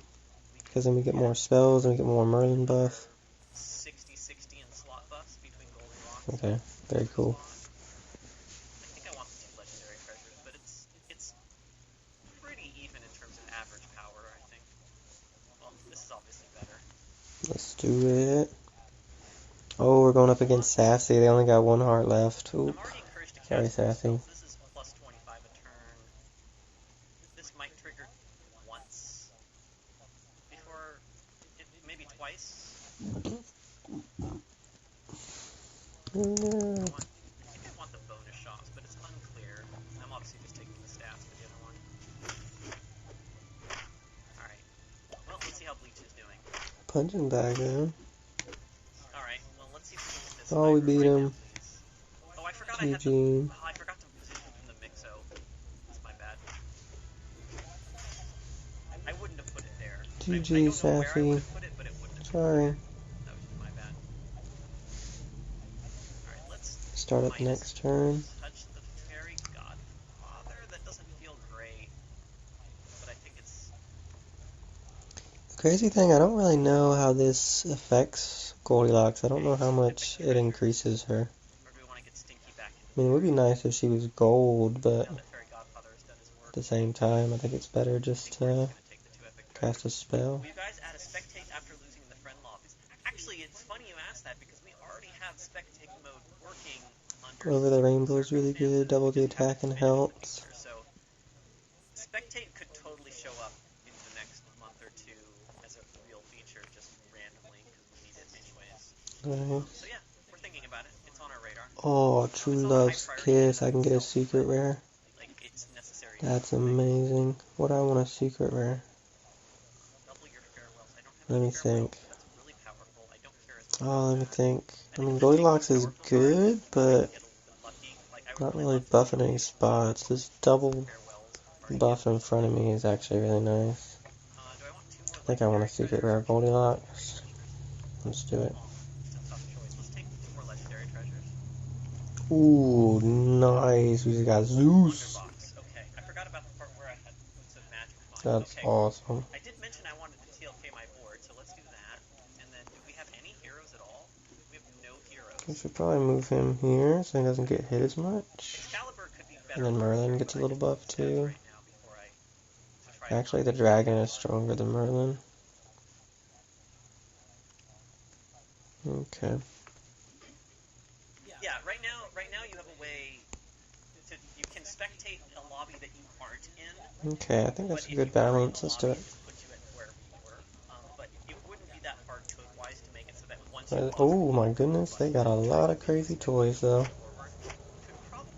Oh my. Well, that didn't work. They might win. Yeesh. They got some crazy stuff going on with those toys.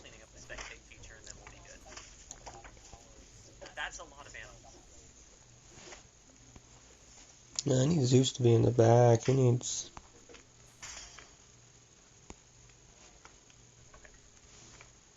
Fire Aries on him. So Zeus needs a chance to get his range attack going. this board is Mix and match could be amazing. really asking to be TLK'd, especially because I have Bounty contract too. parting gift and there's Awesome. high quality. Shrink T, that could be super good. So like, I don't actually think I want the golden legendary. I think I want to see as many shops as possible.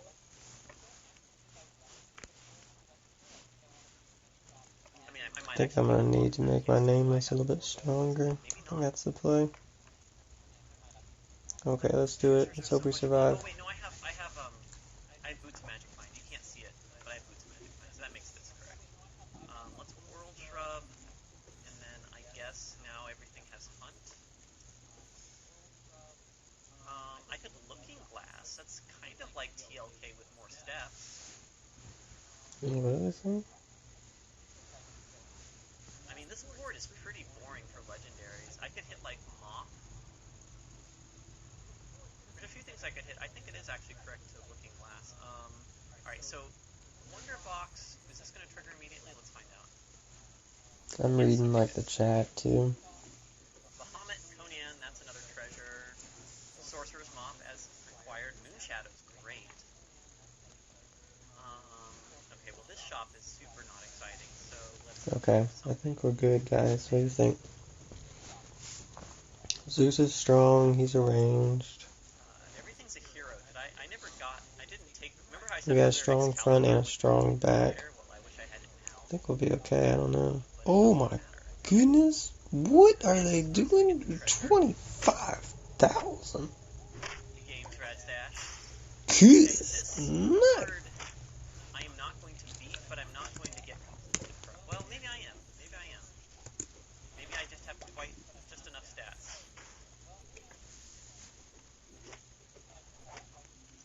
Okay, well I need to cast this spell. Closer than it looked, the I Moonshadow. don't think I can win anymore, although our dragon did get a really good buff. Great. We really need those farewells. We really want those farewells. We really want TLK. Oh, is that what a silver does? It doubles? I don't care about that. Really? I don't care about the bottled Starlight. I don't know. Those stats. But it did, it doubled somehow. These are more farewells. Awesome, it would. All for one gives everybody a plus. Don't care about the slot buffs, so let's roll again. Double is Greed would actually be really good. so we're gonna take that. Who needs greed? Zeus could use some greed, I guess. And I think this is gonna be my last game. This is for anybody watching. I appreciate everyone being around. It's gonna buff him really well.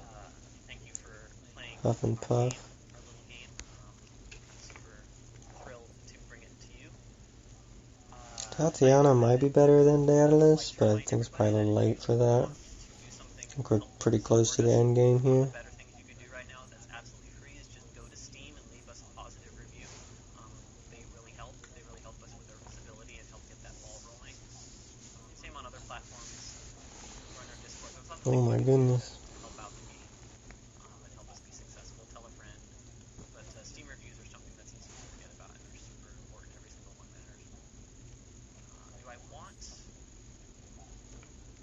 These guys are too big to replace with Fairy Queen, but I do want another Secret Rare Treasure, so I might do it anyways. I have the heart to spare. I'm not going to get rid of them off. That's the most powerful thing here. It looks like Uranium's the smallest. Yeah, let's get them off.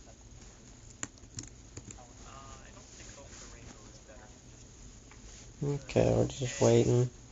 I don't really think that... I don't know. I mean, that Remember, if I have... that one spell helped a lot. My dragon is like way stronger now, but I don't know if it really matters. I think ultimately... This shop is kind of nothing. I'm going to bank this. I don't care about I might want to switch these. Oh, never mind. Who just hit me and killed me one shot? Oh, what? Well, there it is. That looked like that was a transformed Hydra. Good Your game. board? No, you don't have a wonder box. Well, good game. That was scary looking from the first item. Ooh, I like Thousand Sword. And this is a huge Good game. plus 100 to everything. And then this is What happens if you play again? Oh, it just takes you back to this screen. And because I have Boots of Magic Might, that's actually pretty relevant.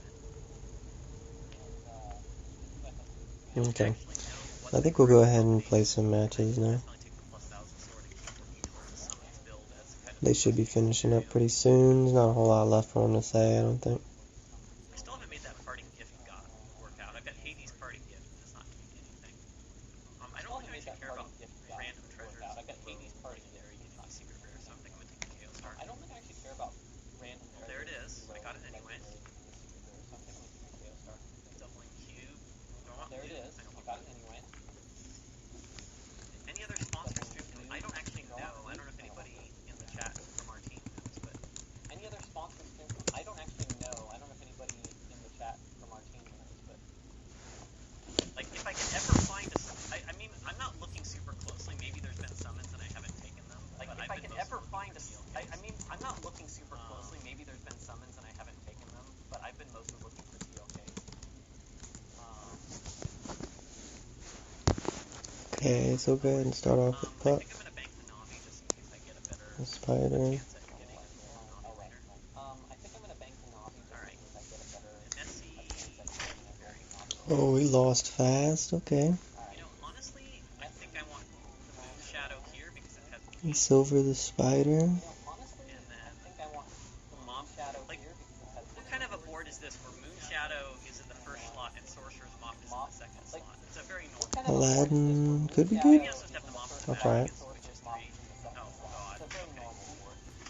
What are you doing, Bleach? This could be good for the quest Why are item. you doing crazy things? I should be doing crazy things. Why are you doing crazy things? I should be doing I'm still Oh man, I lost again. that TLK or something good to Okay, Santa Claus could be good. It's still pretty early. Jack Frost is a good one. Plus 5 health. There it is. I actually want to put that in front of Santa Claus. There it is. Alright. Okay.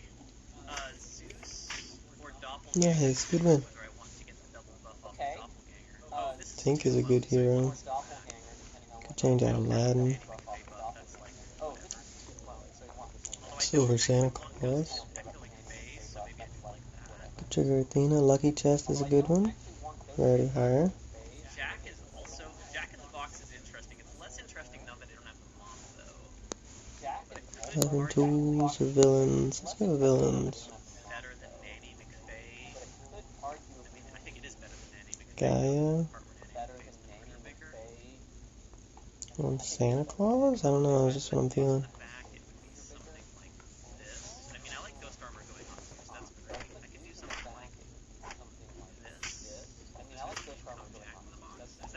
Nice, that was good. Helpful. Ooh, True Love's Kiss. I could get a blue. Oh, but I already have a blue popped up. Goodie Bag is a good one.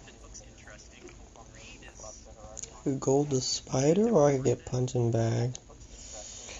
Punching Bag's a good one. I'm gonna have to go with that. Wait, she triggers on quests, right? Yeah. Have to go with that.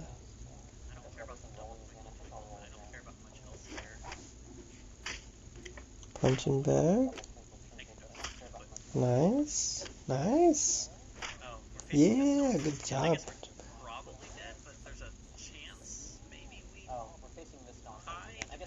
Good job, Punching Bag.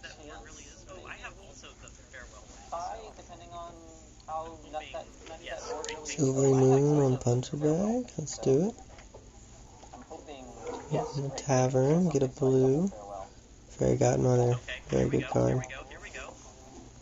That health buff is kinda helping me, so I'm gonna have to keep that. Here we go. Getting that snapping over in the front. You hit this. Oh. Wow. That was a weird fight. Good game, Bleach. Wow. I'm still not Okay, we good that time. Good stuff. Good silver Jack Frost. Or we could grab the stepmother and try and get some villains for the quest. I should have thought about the farewells a little bit better. Oh, this is good though. Support plus 7. Should have taken the Jack. So that the ghost armor could double up with the heals. And then I Good did job double punching getting bag. early so that you didn't get 4 copies of things also kind of sucked. I really did want that. Oh my goodness. That was good. Good game. Who's got Wizard of Oz? What? Do I keep him? No, I don't. Watching It's a bummer. and playing our awesome little game. Let me see if there's anybody interesting Thank you everybody for watching playing. Is there anybody and playing playing? our awesome little game. Let me see if there's anybody interesting Where is my? playing. Is there anybody playing? Jeff is Okay. playing Snap right now, but he might play Once Upon a Galaxy Jeff? later. Jeff is playing Snap right now, It doesn't but say he the might play title. Okay, Once Upon a Galaxy later. I might read him anyways. If anybody has doesn't say a the better title, idea, okay. open to it. I might Can play him anyways. Oh, If anybody has do a- we? I didn't see that. She's asking. I'm like right here. You can click on Once Upon a Galaxy. Oh, I didn't see that. Let me click on Once Upon a Galaxy. We do. All right, sure. Why not? Free codes, live dev battles. Let's do this. Okay. On Galaxy. We do. All right, sure. Why not? Free codes, live dev battle. Let's do this. Okay. Okay. Cool. Great. Thought I had to follow, but All right. didn't. Okay. Thanks everyone for watching, and we will see you next Tuesday. In the meantime, give us a follow if you want to keep up on Dev Stream. Okay, so let's refocus. She was talking about me in the stream, so Follow if you want to keep up on Dev Stream. go ahead and go with that.